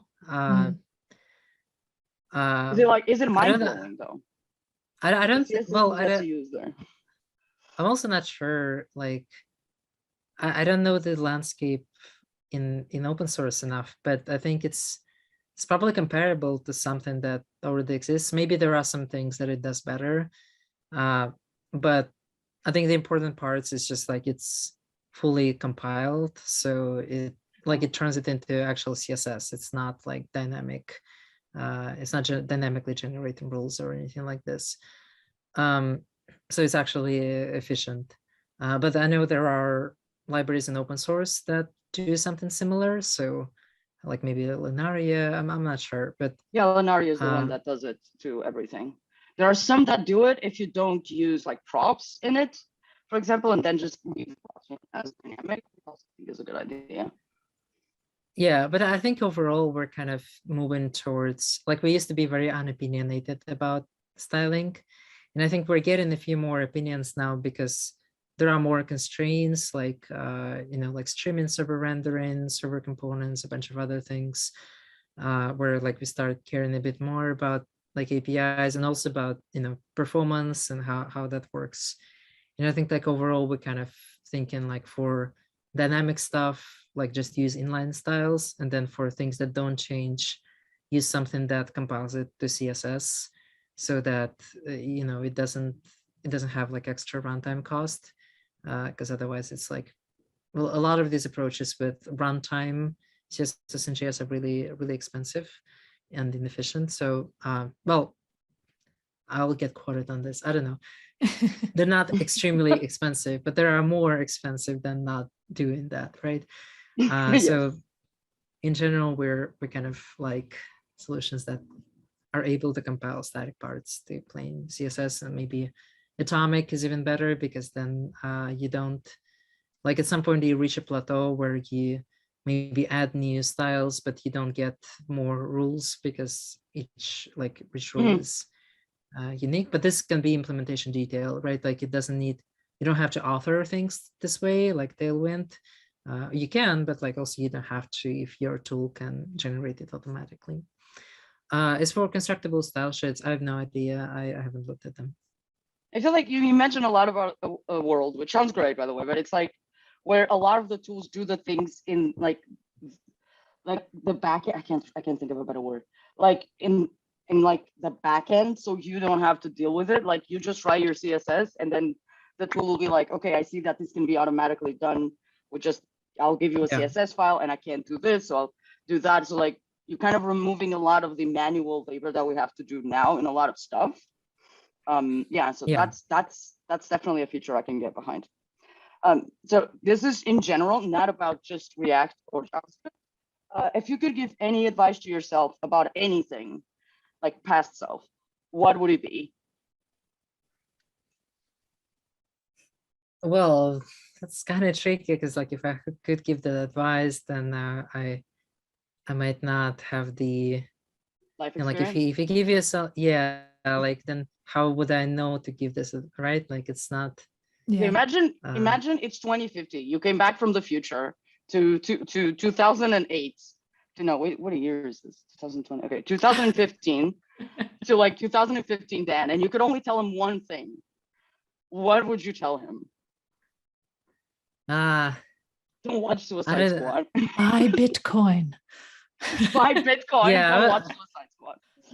I was thinking, yeah, I was thinking about the Bitcoin thing because then you just get super rich and then you can do whatever. That sounds, I mean, that's kind of sounds nice. I don't know, It does sound but pretty nice, I doesn't missed That it? out sounds on. really nice. It's not kind of one. Yeah. Imagine you work by choice. Mind blowing. Yeah, yeah, So buy yeah. I think Bitcoin. I'll, yeah, sure, yeah. Perfect. Um, okay, so we are slowly running out of time, and so we'll try to go quickly through these last few questions. What are the most frequently asked questions about React, and which ones are your favorite?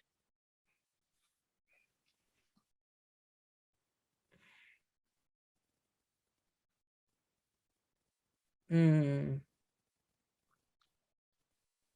I don't know. I think people ask a lot about virtual DOM, and like I don't even know what that is because I don't know what people mean by it. Like you could kind of think of it in different ways. I think people take some of these things way too seriously Mm. because there's a lot of like Medium articles about them. Hmm. I think maybe I can pick why does React need keys? Why do I have to specify keys in the list? Oh my god. Ah, Yeah, you will understand when a problem with keys happens to you. I feel like that's the best answer you can give. There that's will true. be one day you will understand. There was gonna be a massive bug, and the fix is putting keys, and you will be like, oh, that's happened to all of us. I've had It so will many happen to you. feeds and stuff and lists of things just Yeah, break entirely. yeah, yeah. So Well, and I think my there's a good favorite answer part for of that. it, I think my favorite part of it is that, well, that's the keys are the frequent question, but the kind of the fun part is that keys are useful outside of lists too. And I think a lot Oh of yeah. people don't know that. Yeah. So this is the next kind of galaxy brain moment for keys. It is. It's when you're like, I think I could fix this with keys, and it's just like a bunch of divs, and then it fixes it, and you're like, I am a god. I am a programming Yeah. god. I just put a string in the React prop. Okay, Yeah. so we're at the last question, and someone is saying that they are. What language do you think someone who is a refugee right now in 2022 should learn in order to provide a good standard of living, like themselves, a good standard of living? Well, I don't know if I don't know COBOL. if there's anything specific about being a refugee that like I don't know if there are any It's like what is constraints something? like time to I think it's a like you have to learn constraint something fast or and free. I think that's the main constraint. Like I think free may be like or cheap may be the main constraint about Accessible. this. Yeah. Yeah, so like Java, you kind of need to go to college, right, or university. Like, but for example, JavaScript, you don't, right? So I think it's a lot about the constraints are like it has to be free or mostly free, and it has to be something that you can apply in like a job. yeah. Well, I mean, you're talking to a person writing JavaScript, of course. Yeah, I think so I too. would say that, but you know, it's like the market is huge. The Python, I think, should like also be a good option, to be fair. yeah, but then yeah, I mean Python Then you is have to write probably Python. Is that what you're thinking? well That's the that con. but also like I just think like it depends on what you want to do, right? Like if you want to deal with like data or something like this, then sure, like Python is great. If you just want to like make web apps, then like you have to learn client side anyway, so why not learn a language that works in both places? Yeah. And if you want your life to be really hard, then I think like you can maybe learn Rust. I think it is kind of, I wouldn't say it's the kind of thing that, you know, you learn fast, but maybe if you have some background in like lower level programming, like that could be a good thing to pick up, because you know, it's getting more and more adoption for those kinds of tasks, and it has a pretty exciting ecosystem as well. So it's probably going to be like a bigger thing in the next several years. So it's also Yeah. a good option. There's definitely shortages of Rust developers and Go developers, I think. Yeah. I have a friend of mine who can code both, and she's basically a god. Like that's who she is. She can Job code Go and offers Rust. everywhere. Yeah, basically. She's just like a god. Yeah, so that's all the questions we had. Thank you so much. And yeah, I don't know what else to say. So I think we can just cut that part where I said that's all the questions we had. Thank you so much, because that was really awkward. Well, I think No, that's now we have to keep it like this. We have to keep That was it. so Oh, no. awkward. Well, I'll do conclusion, Cassidy. Oh, thank God. Continue. Well, I think that's all the questions that we had. Dan, thank you so much for answering all of them and being so honest about all of them. It's really, really helpful, and I'm sure people got a lot out of it. Thank you so much for being with us today. Thank you for hosting and inviting me. Of course. What? Of course. Why am I being so awkward? Like, what's that? We're keeping this in the cut. Okay. Okay, we're that's moving- fine. Like I can live with this one. I can live with this one. Like, Great. Of course. Okay. Well, that being said, we're going to move on to the next talk. Thanks, and we'll see you later. Hey, my face is wide again.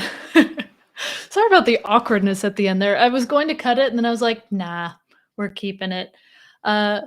And also, I don't know why it was squished, because it was not squished on my end, and I kept watching the stream and it didn't make any sense. But hey, got my duck with its mechanical keyboard. Works out for a lot of rubber duck debugging. But yes, the awkwardness is real, because who among us is not awkward in some way? Right? Right. Yeah, let's just move on, Cassidy. Come on, you're losing them. Anyway, we have our next talk coming up, and it's going to be with Volodymyr. And I am sure that I mispronounced your name, and I apologize. But I'm very excited to hear about his talk, because we're going to be talking about data visualization. It should be very good and hopefully proportional to the video, and you won't see any more squishiness after that. I like some of these. You quack me up. Yeah, that's right. Quack, quack, duck, duck. Okay. Anyway, we're going to be moving on to the next talk. Let's hear what he has to say. Hello, everyone. My name is Volodymyr Agafonkin, but you can call me Vlad. I'm a Ukrainian engineer in Kiev. And even though I'm going to give a talk in the middle of a large-scale war, today I want to talk about life. Because after all, this is what Ukrainians want the most, to just continue having their normal lives and do everyday things that they love and spend their time with their families. I'm most known in the engineering community as the creator of Leaflet, a small JavaScript library for interactive maps, which is now an industry standard. And for the last 8 years, I've been working at Mapbox, building mapping tools of the future, and in particular, a state-of-the-art vector rendering engine called Mapbox GLGS, which is a very difficult and complex project involving a ton of computational geometry, computer graphics algorithms, and data visualization techniques. So today I want to talk to you about data visualization, but not in the context of work. And I'm going to start with spreadsheets. I'm sure most of us have used spreadsheets for some personal things. Here's an example of a spreadsheet from my account, which is a recipe for panettone, a traditional Italian pastry. And spreadsheets are simple and familiar and easy to work with for personal things because you put in some numbers in the cells, like a flour amount here, and you can reference other cells for some calculations, like the ingredients here. And you can easily use formulas like summing all the ingredients to get the total amount of dough, and even generating some charts from this data. But imagine that there existed kind of a spreadsheet, but instead of those formulas, you could enter arbitrary JavaScript, and instead of text data, you could have any kind of web things like canvas drawings, HTML elements, even WebGL visualizations. And this tool exists, and it's called Observable. Observable is a tool for data visualization and it's a development environment for exploring data. And I use it very often, both for work challenges and for personal things. And since I'm working in a very visual field, so with maps are a visual thing, I have to deal with algorithms, and exploring visual algorithms in this kind of environment is just perfect because you can write some pieces of code, you can use them interchangeably, you can drag things around. And here you can see some markdown content for description. You can see a cell with code that generates some test data for visualization, boxes of random size. And then you have the algorithm that tries to efficiently pack them into a sprite layout. And also a cell that uses ordinary 2D canvas to draw the results of the algorithm. And we can animate it easily, so we can explore how it works and adjust it. And you can do much more advanced kinds of visualizations because you have the whole power of NPM at your disposal. I can import any kinds of libraries like ZDoc in this case. I'm defining some functions, defining some data, and generating this visualization of a 3D space filling curve, which I can explore, drag around, and I also have this cell with a input range HTML element that can parameterize this visualization for me. And here's one more example with WebGL. So I worked on an implementation of this algorithm that generates triangular meshes for a sphere. And I imported 3JS. I set up some scenes with some lights. And I worked on this algorithm. And finally, I'm displaying this element here, and I can freely explore it and drag some sliders around. It's a really nice way to develop things visually. The most advanced kind of algorithm that became viral on online and got on the front page of Hacker News that I wrote is Martini, an algorithm for generating simplified terrain meshes for terrain.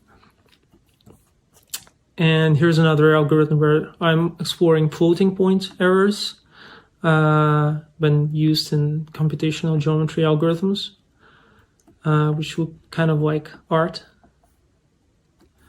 And here's another algorithm that I worked on that generates an outline of an arbitrary set of points.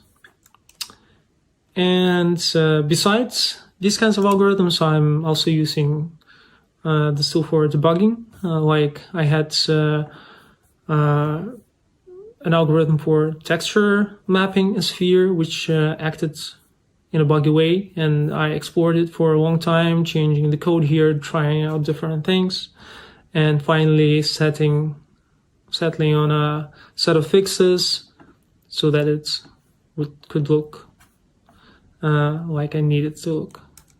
Here's another example of picking the right parameters to place labels on states. Here's a very simple notebook that I made to just paste some geometric data and then be able to see it and explore the edges one by one. Just a very simple thing, but very useful in some cases. Here's a custom visualization of a performance profile I made because I needed customized for some things. And one more example where it was easier for me to programmatically in Canvas draw this kind of illustration for a blog post that I wanted to write than to draw it from scratch in Photoshop. So when you're doing these kinds of things for work, eventually some of the skills that you develop, some of the mindset start to spill over to other parts of your life, not just work. And my favorite example of this is a parking challenge that I had 2 years ago.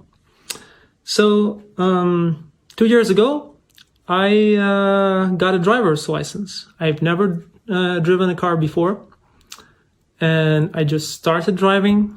And some of you may know that it can be a very daunting task, and one of the most difficult parts of being a beginner driver is knowing how to park a car. So we had a reserved parking spot near our apartment, and it was in a very tricky place. So there's a system of parking very popular in Europe called reverse angle parking, where you drive with your car and then you back down and diagonally get into your parking spot. In my case, the situation was complicated by the fact that the road width was extremely narrow. It was a one-way street, so I could only go here like this and then back down into my spot. And another complication is that the parking was almost always full, so I had to make sure not to hit the cars on the left and on the right. And also when you're backing down and turning at the same time, it was very hard not to hit those bollards that you have on the right, because car starts moving slightly right when you're backing down and turning. And I wasn't even sure that it's possible to to park for me in these kinds of super constrained situations. But I knew that there's one tool in my disposal that I can try to apply to solve this problem. And this is mathematics. I decided that I can make a mathematical model of the parking spot that I have, and also take a mathematical model of a car that is moving through space, and see if it's actually possible to park in this situation. So I took a tape measure and I went outside and started measuring like the width of the road, the width of the parking space, the angle of the parking spots, and I entered them in my observable notebook as constants. So I had these parking dimensions, I wrote some simple Canvas code, and I had this visualization. So now I have a model of my parking spot. So I'm moving like here, and then backing down to this parking space. Now the next step was to make a mathematical model of my car and how it moves. I started Googling like mathematical model car movement, and I landed upon the so-called Ackermann steering geometry, which is an approach to designing like steering wheels that was invented for carriages a century ago, but is still used in pretty much the same way in modern cars. And you can model it with math and JavaScript pretty easily. So, and also stumbled upon this article that explains all the math and even has this interactive car that I can steer and drive around. So I took this code and these formulas, and the last piece of the puzzle was Googling my car model and taking the exact measurements of the car width, the car length, the wheelbase, and all those stats that I needed to know how the car will move in this space. And after I entered all the constants, I wrote some more canvas code and landed on this visualization. And now I had a kind of a car as a rectangle, and I had a kind of a trajectory that showed how I'm backing into my parking spot. And I also added this kind of input to see how much steering the wheel would affect my trajectory. But this wasn't enough, because when the car backs down, I could easily hit the obstacles here. So I needed to show the coverage of the car moving through space. So after some more mathematics and canvas crunching and some more fiddling with parameters, I landed on this model that shows how the car moves as it backs down into the parking spot, and while having the wheel turned to the max. And after playing for a while with this model, I settled on a specific strategy, how I could park my car with a simple algorithm. I would drive, I would stop when the next line after this my parking spot aligns with my head, and then I would turn the wheel to the max and back down, and the car would just slip into the spot in a perfect way without hitting anything.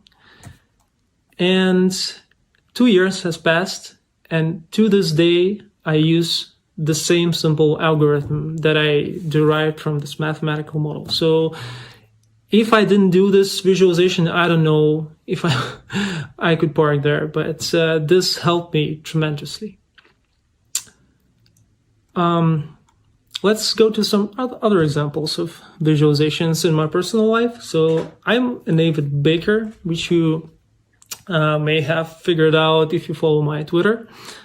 And I'm really deeply into this stuff. And here's an example of a sourdough loaf that I baked. And this is another one with walnuts. So I'm baking regularly, several times a week. And to help with this baking, because it involves a lot of percentages, involves a lot of math when you're trying to come up with your own recipes. And I made this notebook, which is very simple. It has some formulas for ingredients and a bunch of HTML forms. And I can just decide that, for example, I want to bake baguettes today, and baguettes are 250 grams. I want to bake two baguettes, so I'll bake 500 grams dough total. Baguettes are usually 72% hydration, And I don't have too much sourdough starter left, so I use 30 grams. And by entering a few details here, I already know what to use in my recipe. How much flour to use, how much water, how much salt, and approximately how long it will ferment.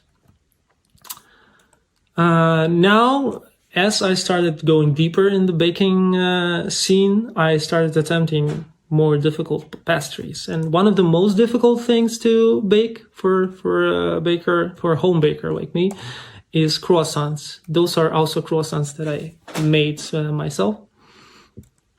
And croissants are very difficult because you have to make a special kind of dough called laminated dough, where you take a piece of butter, you fold it into the dough, then you roll it, and you fold it multiple times. Fold and roll multiple times until you have these kinds of layers that give croissants their amazing structure and texture. So I decided to explore how these kinds of folds that we make to the dough affect the structure, because there are many approaches to how you fold this dough. And I made this laminated dough calculator. So there's you can fold butter in a French way, you can fold it in an English way, and you can do different kinds of folds: a book fold, a letter fold, a single fold. And one thing that I derived from making this notebook that no one covers on YouTube and recipe books and instruction manuals is that when you're using a French fold, you have a perfectly regular and consistent layers. But when you're using English folds, then the layers won't be consistent. Some will be wider than the others. And there's no one told me that, but mathematics don't lie. The next category where visualizing data is really helpful is fitness. So I've been strength training for quite a while, and I'm using this website called Strength Level to enter my sets, like how much weight I pulled or pushed, how many reps, how many sets. And it draws some charts like this, where you can very easily see that when I'm training consistently, like going to the gym 3 times a week, I'm making rapid progress. But as soon as I start doing huge gaps in training, then my strength level drops dramatically. So I decided to kind of motivate myself to train more and build custom visualization for my training. And I built this visualization called Workout Consistency Heat Map. So here every row is a year, and these blocks are months. And every white dot is a training session. And from a lot of research, we know that after we trained, we have 48 hours while our muscles are recovering and becoming stronger. Then after 48 hours, it evens out. And then, 2 days is an ideal interval between trainings, because you will constantly push your muscles towards improving. But when you make much bigger pauses, like a week, your muscle strength starts to fall again. So I decided to visualize this with color, because humans in general evolved to understand and make sense of colors and shapes and relative sizes. And this is why visualization is so helpful, because we're not evolved to understand and make sense of numbers easily. We can understand them when we can see them. So here we can see some periods in my life when I try to train consistently. I think this period with everything green, that means that my muscles constantly improved, is when I built this visualization, and it kept me motivated for a while. But then, you know what happened? The pandemic. The gyms closed, and it started falling down all over the place, and started becoming super inconsistent again. I had some injuries, and then there I had some periods on and off, and finally I decided to start training consistently once again this year. And then the war started and gyms are closed again. So no luck here, but I hope that I'll continue motivate myself like this when gyms reopen. I have some more notebooks about fitness. So here's my spreadsheet for how much weight I should do for bench press, overhead press, squats, and deadlifts and rows, and like my schedule through the weeks and my goals. And I could do this in a spreadsheet, but I'm so used to this environment that it's much easier to write up some HTML and make this customized spreadsheet. And I can use JavaScript to customize it further. For example, here I'm rounding it to the smallest plate that I have in my gym, which is very convenient. And one more notebook where I'm exploring different formulas for so-called 1 rep max, where imagine you can do an exercise for 5 repetitions max. How much more weight can you do for 1 repetition? And there are many formulas to calculate this kind of thing, which is very helpful when planning training. And I've, throughout many papers and articles, I found a dozen and compare them. And you can drag the number of reps around and see how different methods compare, which is very interesting. For someone who is into strength training. And one more thing also related to fitness is, so my iPhone, it tracks the number of steps I make every day, at least when I have it in my pocket, which is almost always.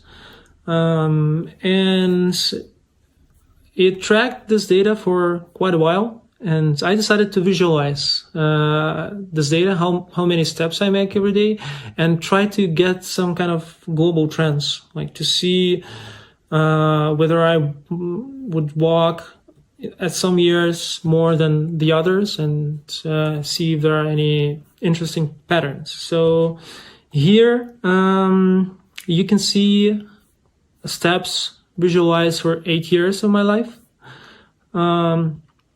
And when I look closely, there are many interesting things here. But one interesting is that obviously when the winter comes, or at least the rain season in September, October, I start walking much less. So the activity falls. So there are colder colors here, as you can see. And then you can see this kind of terrible trend, and obviously this is the consequence of the pandemic. So when the pandemic hit Kiev, for the first 3 months I pretty much stayed at home all the time, so I almost didn't do any activities. Then it became started recovering a little bit. But what I discovered from this visualization is that it never recovered to previous levels, even though I adjusted and feel like I'm mostly back to my previous life, at least locally. And that means that I have to do something about it. And also you can see that when the war started, my activity also wasn't great. So I have to start walking more and running more. So yeah. Next, I want to show you some visualizations that are not related to fitness, but are still personal and interesting. So I had this feeling, like trying to remember my childhood, that we had much more snowy winters when I was a kid than we have now. And like, obviously it can be explained as climate change, but I wanted to check if it's actually true, because snow is a big deal for me. I'm really into snow activities, and especially as a child, I absolutely loved snowballs and sledges, and I couldn't wait until snow falls to go outside. So, and there's also one special memory I have when I was a little kid, and it was my birthday. And my parents said that you make a wish and you blow the candles on the cake and your wish will come true. But already then I knew that this sounds fishy and my parents are probably lying, and I'll prove them wrong. And I decided to make a wish so that there's snow falling. And there was no snow, and my birthday is on November 20. It's usually when it starts to snow, or it should. And I made my wish, I blew the candles, and immediately I looked at the window and there was no snow. And then I cried and made a tantrum. So I remember this very vividly. And I also remember that the next day when I woke up, everything was white. There was a snowfall through the night, and my birthday wish came true. So I decided to find out when it happened, what age I was, that I remember so vividly. So I made this visualization. I found the data of snowfall coverage or snow depth on the ground for the last more than 40 years in Kiev. And you can see all kinds of interesting things here. So the hotter colors mean more snow. And one interesting exploration here is I discovered that the birthday wish snow was in 1992, and I was 6 years old. So that I know for sure from this visualization. I was also surprised to see how snowy 2012 have been in Kiev. It was completely crazy. And also, it turns out that my childhood winters weren't as snowy as I remember, and that I had plenty of snowy winters later in teens and as an adult as well. Here's one more visualization, kind of simple, may be useless, but Amazon unfortunately doesn't give you any kinds of data for reading an electronic book like Kindle. But it has this feature where you can request all the personal data Amazon has on you. They will process your request in like 2 months and send you everything they have. And this is required by law and something. So I requested this data just to scrape the Kindle data of how often and how fast I turn pages on my Kindle, and made this histogram from which I learned that my average reading speed is 30 seconds per page turn. Here's one more notebook that I found in my history, but I can't for the life of me remember why I made it. So I measured all the angles of my balcony outline, including a building opposite of the balcony, and I plotted the path of the sun going through it to know when it's shining in my balcony. And I don't remember why, but it's still cool. By the way, you can see here that you can reuse code from different notebooks. So I made this notebook of sun position, and I imported this function in my other notebook for the balcony. So another one, very silly. Since the invasion started, European Union has been more united than ever in the response to this war, and giving incredible support to Ukrainian people. But before the invasion, the politicians in the EU were kind of a meme in Ukraine, where their reactions were mostly limited to expressing different levels of concern. And there's this famous Twitter account called Is EU Concerned, which tries to capture all expressions of concern by EU members.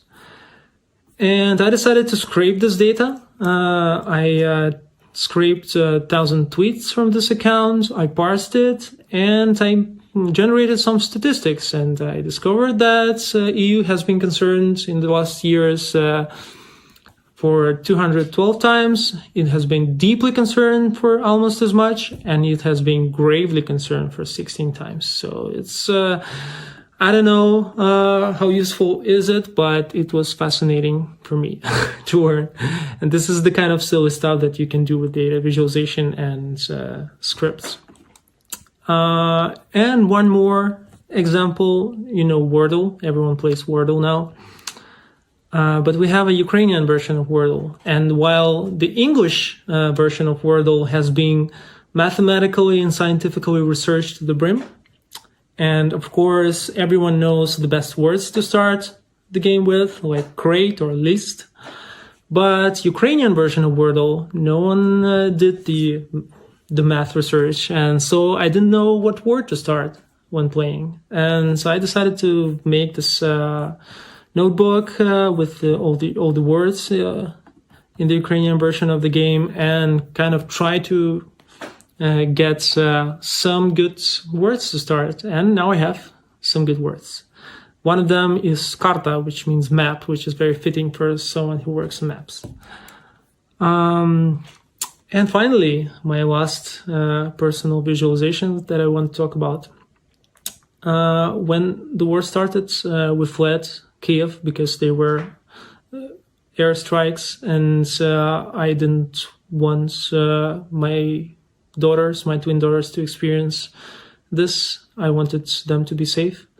And so we fled southwest of the country, where it was relatively safe, but there were still regular air raid sirens, which means that rockets were still flying above and could hit anywhere in the country. And so here's a collection of photos I made of my girls sleeping in a bomb shelter. Now they're safe. They're in Poland while I'm here in Kiev. And after a few weeks, after my family left to safety, I really wanted to go home. And I needed to make a decision of when to come back. And it's very hard to make these kinds of decisions. There are all kinds of factors in play, but one of them is how is the level of danger from air attacks. And I decided to help me make the decision of when it's relatively safe to come back to Kiev. I decided to make a visualization of air raid sirens. So we have this Telegram channel which posts air raid sirens when they go off in a particular region and when they stop. And there's an accompanying app for mobile phones, which helps us track this and get to safety when it happens. So here are the first few weeks of air raid sirens in Kiev. You can see how many of them there are, and a lot of people had to sleep in halls or in bathrooms, or underground in metro stations. But you can see that I published this on April 7th. And here is April 7th. And this is where air raid sirens started to die down a little bit because Russians started to lack rockets. They're not infinite. So they started to be more selective into where they hit, and specifically in Kiev, especially after they withdrew their troops there after a failed capture and siege attempt, it started to be more safe. And I watched, after I made this visualization, I watched it for several days, and I saw that it should be much more comfortable, and this visualization helped me make a decision to come back. So here I am in Kiev and making this talk for you. And even though my family is not with me, I hope they can return soon. But meanwhile, it's much easier to deal with this when I'm home and I have all my favorite things at my disposal. But no, not everyone is as lucky here. So, for example, Kharkiv Oblast, which is on the front line, you can see that it's a complete nightmare. So that was my last visualization to share with you. Thank you for listening, and thank you for all your support and donations. And feel free to ask any questions. I'll be here.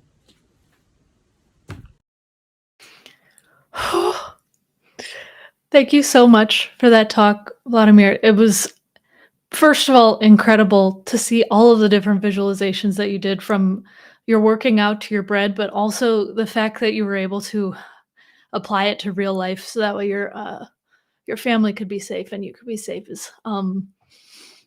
It's amazing, and I'm so glad that you were able to safely give this talk to us. We are so grateful for your safety, your family's safety, and for your time that you were able to give to us.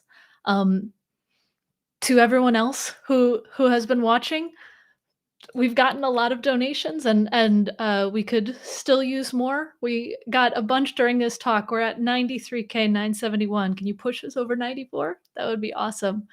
What an incredible talk. I honestly want to play with observable notebooks now, because the math behind that was absolutely amazing. And truly, once again, that last visualization of not just the data, but getting families to safety is what this is all about. And so thank you again so much for that talk. I am floored by all of it, and I'm genuinely appreciative of you giving your time to us in that way. And I know I'm not alone in that. Everyone is very grateful, Volodymyr. So thank you so much.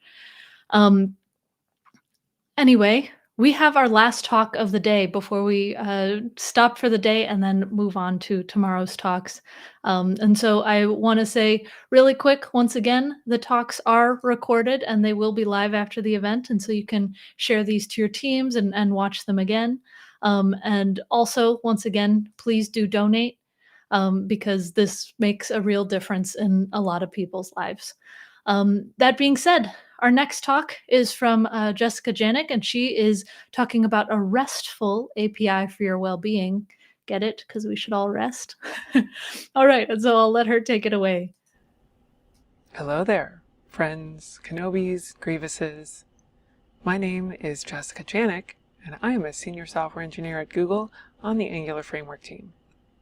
You may know me from such films and publications as Cooking with Swords, How to Keep All Your Limbs, coming soon to a fake bookstore near you.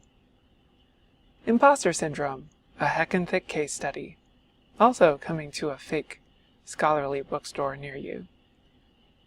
And puns and other ways to make your audience love-hate you. This is your one and only pun warning. There will be puns. This is not a test.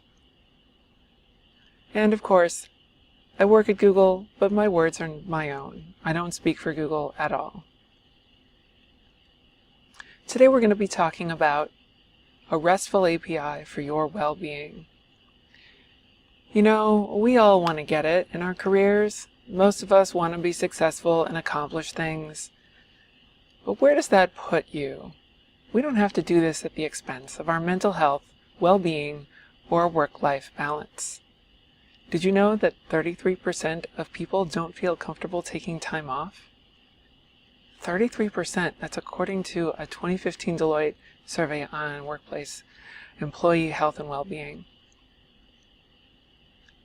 Additionally, 77% of people have reported that they are experiencing burnout or have experienced burnout in their jobs. 77%. That's huge. 76% have reported that workplace stress is impacting their mental health. And 42% report high or very high stress levels in their current job. This is according to flexjobs.com. Feel free to check that out. You know, I just want to let you know that taking a break doesn't delete your entire career. It will still be there post-recovery. So let's look at your options. Number one is taking some PTO. If you've never heard of PTO before, it's also known as paid time off. And it's when you get to take a break from work and your company still pays you for it. It's a fairly common policy across the globe. And as I said, 33% of people don't feel comfortable taking time off. Additionally, 55% of Americans don't actually use all of their PTO. Over the course of the last several decades, we've actually seen declining usage of PTO. And this trend is a little disturbing. I would love it if this did not continue in this direction. Some reasons out there for not using PTO are money. People simply can't afford to take a vacation. Additionally, it might be workload. Coming back to a giant mountain of work that's piled up while they're gone is a concern that many workers have, that actually when they come back from their vacation, their stress load will actually be significantly higher because they've got all this work to catch up on. They're also worried about career impact. So the potential negative impact of taking PTO on their career, where they feel like if they take PTO, it will be looked at negatively and that they will actually miss out on a promotion or something similar. And then there's also this toxic culture of expecting people to work while on vacation. Some people are expected to be present on Slack or respond to emails while they're getting paid to not work. That seems pretty unreasonable to me. This is just a couple of call-outs. Feel free to check the link here. There's a bunch more. One that popped up is that there is mixed messaging coming from management and other parts of the company on whether it's okay to take PTO, where people will hear from management that they should or shouldn't take PTO, and then they'll hear something else from other people on their team or their direct manager. And that lack of clarity makes people very uncertain of whether it's okay. Maybe you're thinking, well, I only earn a limited amount of PTO per year. If I had one of them fancy unlimited PTO policies, I would take more. This is mainly relevant in the United States. I don't think unlimited PTO policies are trending outside of that, but be careful what you wish for, because studies have shown that it's a bit of a trap. On average, people with unlimited PTO policies take about 13 days per year. This is down by 2 days on average from people who have the traditional accrued amount of PTO per year. And this has a number of potential different sources, but one of them being, what does unlimited really mean? I can speak to this in my own job history, actually. I worked at a company with unlimited PTO, and I actually read the policy, and specifically it stated that after 3 weeks, you're subject to manager approval. So really, you're given 3 weeks of PTO, and then after that, you may or may not get to take any more. So, like I said, it's a bit of a trap, a little bit of a uncertainty on what that actually means and whether people take it. On top of that, I think people just feel a bit more guilty when they don't really know what unlimited means. So if I take more, is that okay? Things to think about with unlimited PTO policies. So you may be asking yourself, okay, what can you do? Well, number one is you can actually talk about your PTO usage. If you're in leadership or if you're in management, make sure it's clear what the policies are. Encourage folks on your teams to use their PTO. And if you're just on the team and you're not in leadership, talk to your coworkers about what you're planning on doing, when you're planning on taking PTO. Make it clear that it's a healthy and normal thing to do. You can also lead by example. Say you're a team lead or you are in leadership. Take PTO yourself. Make it clear to the people who work on your team that it's okay for them to take PTO too. This is a very simple act. And it actually is very positive for you as well, because you get the recuperation time of PTO. You can also talk to your manager. So if you are one of those folks that are really worried about that piling up of work while you're out, you deserve the time to rest and recuperate without that stress of coming back. So talk to your manager so that they're aware of this concern and that you actually have someone helping you and covering you so that it isn't so stressful when you come back, that your work has been handled by somebody while you're gone. On top of that, support your team. So if you are one of those managers, make sure your team members have backup. Single points of failure are bad. Make sure you know someone on your team who needs that help has the backup that they need. That way they can actually recuperate and not worry about what they have when they come back. The positive impact of time away from work only occurs if employees actually use their PTO. This comes from Mental Health America. You know, we're not superheroes. Like, even Ninja Turtles need to take a break. Check out Leonardo here. He's kicking back and enjoying some pizza. You deserve some pizza too. You deserve some time to relax. Enjoy it. You should use your PTO and take time off to recharge. This is what I say. This is what I'm telling you right now. Meanwhile, I'm currently visiting Dublin, Ireland and working remotely instead of taking PTO. I mean, semi-true. I'm actually going to be taking some PTO, so don't worry about me. But just keep in mind, you should definitely take PTO when you're traveling. Okay, so we've talked about PTO.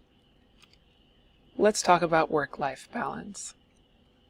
Specifically, I want to talk about work-life balance in the framing of burnout. So what is burnout? It's a special type of workplace stress that is a state of physical or emotional exhaustion that also involves this reduced sense of accomplishment, ability to do your job, and this loss of personal identity that comes along with it. This is a definition that comes from Mayo Clinic. 77% of people have experienced burnout and have reported that they have experienced burnout at their current jobs. That's giant. No one is immune to it either. So if you're feeling like, oh, well, maybe if I was more passionate. People who report that they're passionate about their work 64% of them say that they're also feeling the same amount of stress. 84% of millennials are reporting burnout, and this is 7 to 8% higher than the rest of the population. So this means that millennials seem to be disproportionately affected by burnout issues. 91% have said that unmanageable stress affects their work quality, and 83% say workplace stress affects their interpersonal relationships. This is both inside and outside of work. That means that this isn't just a work issue. This is a holistic issue where it affects your whole life, your family, your friends, and your work colleagues. So it is not something to be ignored. On top of that, 95% of HR professionals cite burnout for attrition, for people leaving their roles. That's a pretty high statistic. So burnout is a pretty serious issue that we have to be concerned with. So what are some sources of burnout? Well, like before, pay is a concern. People feel like they're underpaid, and therefore that contributes to a sense of burnout. On top of that, they feel like they have a really high workload. So the classic underpaid and overworked. Additionally, long working hours. This is particularly a concern in startup land. If you've ever worked for a startup and there's a certain pressure to work long hours so that you can get that sweet payout in the end. But in truth, that only just leads to burnout and unhappy workers. On top of that, a toxic culture with unreasonable expectations. So this is very similar to what I just mentioned with startups. Startups can be fairly toxic, but it doesn't have to only happen at a startup. If there's unreasonable expectations about when you can deliver, maybe you have to deal with crunch in your particular role. This is just an unreasonable expectation. Everyone deserves some time to recuperate, and they shouldn't have this as the normal part of their job. Definitely check out this TonerBuzz link here. There's a number of statistics in there that just was hugely eye-opening and really saddening about the state of burnout in our world right now. It's very shocking reading some of them. It's like navigating a mine turtle field. You don't want to have to navigate that while you're at work, dodging burnout. So if you're already experiencing burnout symptoms, definitely consider taking some time off. It's really the only way to recuperate once you've already started to feel burnt out. Now, on the prevention side, so prevention is the best method for making sure that burnout doesn't land in your lap, because it can sneak up on you. So how can you prevent burnout? Well, you can start by creating boundaries. Separate your work life and home life. If you happen to actually go into a physical office, that's kind of built in. You get the separation just by going to that office. If you work from home or remotely, it can be a bit more of a challenge. In my case, when I work remotely, I actually have a physical office that I actually have to leave and go down steps and turn out lights when I actually am done with work. And it helps me separate my work and my home. Even just having a routine that you do every time you leave work can help separate work and home. Next thing is pretty critical. Disable your notifications. When you're done with work, there is no reason for you to have to respond to those emails or Slack messages. You're done with work. You don't have to. If you disable those notifications, don't worry, the email will still be there tomorrow. The notification will be there when you sign in the morning. Disabling those notifications allows you to take a healthy break in the evening and enjoy your time with your family and doing whatever it is you recuperate after work. Another item is personal activities, hobbies, family time, friends. I'll talk a little bit about hobbies in a second, but it's very rare that people can actually do the same thing that they do for their day job in their off hours. For some people, they thrive, say, coding on personal projects outside of work and inside of work. For me, I know that doesn't work for me. I need to do other things. And that's okay if you need to do other things too. You don't have to do the same thing for your job and for your free time. In fact, some of the worst advice I've ever been given is that if you are not coding in your free time and you're in the wrong field, that's just patently not true. Everyone needs time away from their work mindset in order to recover. So enjoy that time with your family, your friends, doing things outside of work. You can also be a champion on your teams for healthy work-life balance. Encourage other people to disconnect, be it on your team or in your personal life. If you see people like putting up pull requests on the nights and weekends, like late in the evening, maybe sit down and talk with them and say, you don't have to actually do that. You can contribute those PRs the next day or the next working day. It's okay. The expectation is not there, just so that you can make it clear to them that, you're worried about them burning out as well. And of course, support your team. Sometimes people just need to know that they're not alone. Maybe they feel this pressure, and just being a safe space to talk to them can be hugely important, to have someone that they trust. Let them know that it's okay, they don't have to feel this pressure. And of course, lastly, when all else fails, if for some reason that toxic culture is still there, or the pressure is legitimately being put on you by management or whatever aspect of the place you work at, consider walking away. There are other jobs that will give you better expectations, healthier work-life balance choices. So please consider that.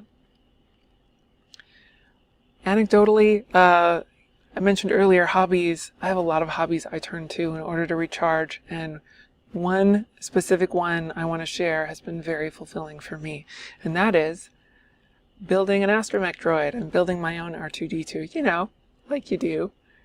But this project has been going on for a long time for me, and particularly recently it's been very rewarding and rejuvenating for me. And it's something I can dive into that's not work related on the weekends, that really brings me joy, and I get something fun out of the end of it that I can share with the world. So spending time working on it helps me stave off burnout. So hobbies are great things. All right, so we've spent this time, we've talked about work-life balance, we've talked about burnout. Let's talk about some API response codes that will come along with this whole well-being and healthy work-life balance. I want you to know that having hobbies, setting boundaries, and taking care of yourself is not forbidden. You are not unauthorized to take care of yourself. In fact, have some tea or some coffee. Remember that it's only a temporary redirect, because if you don't take care of yourself, it might end up being a permanent redirect, and that would be bad. It's simply not acceptable to overwork yourself.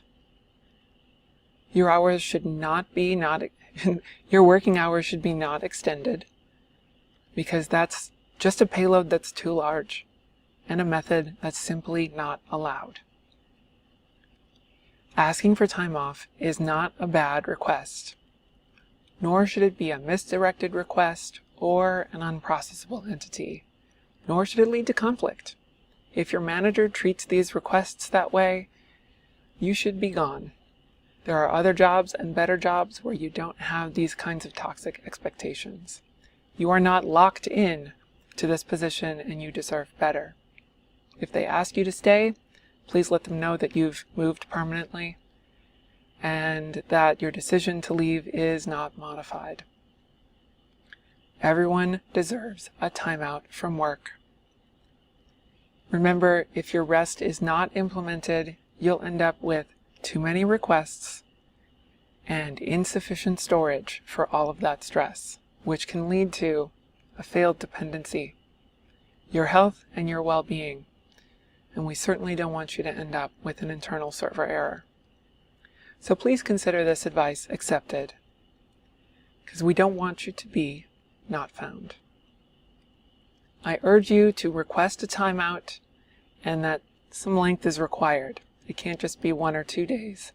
because 1 or 2 days is a range that's not satisfiable. It's okay to take a break. Please take a rest. So before I go, I just wanted to say a few important things. We've gone through a lengthy period of difficult times, and I just want you to know personally that you are capable, you are valid, you are important, and you are loved. Please take care of yourself. Please know that people care about you. Yeah, you. If you're struggling, here are some resources. Please take a screenshot. Please use what you need. I want you to know you are not alone. Now go out there and enjoy your time off, you beautiful people. My name is Jessica Janiuk. I'm a senior software engineer at Google on the Angular Framework team. You can find me on these 2 socials. Thank you very much, and live long and prosper.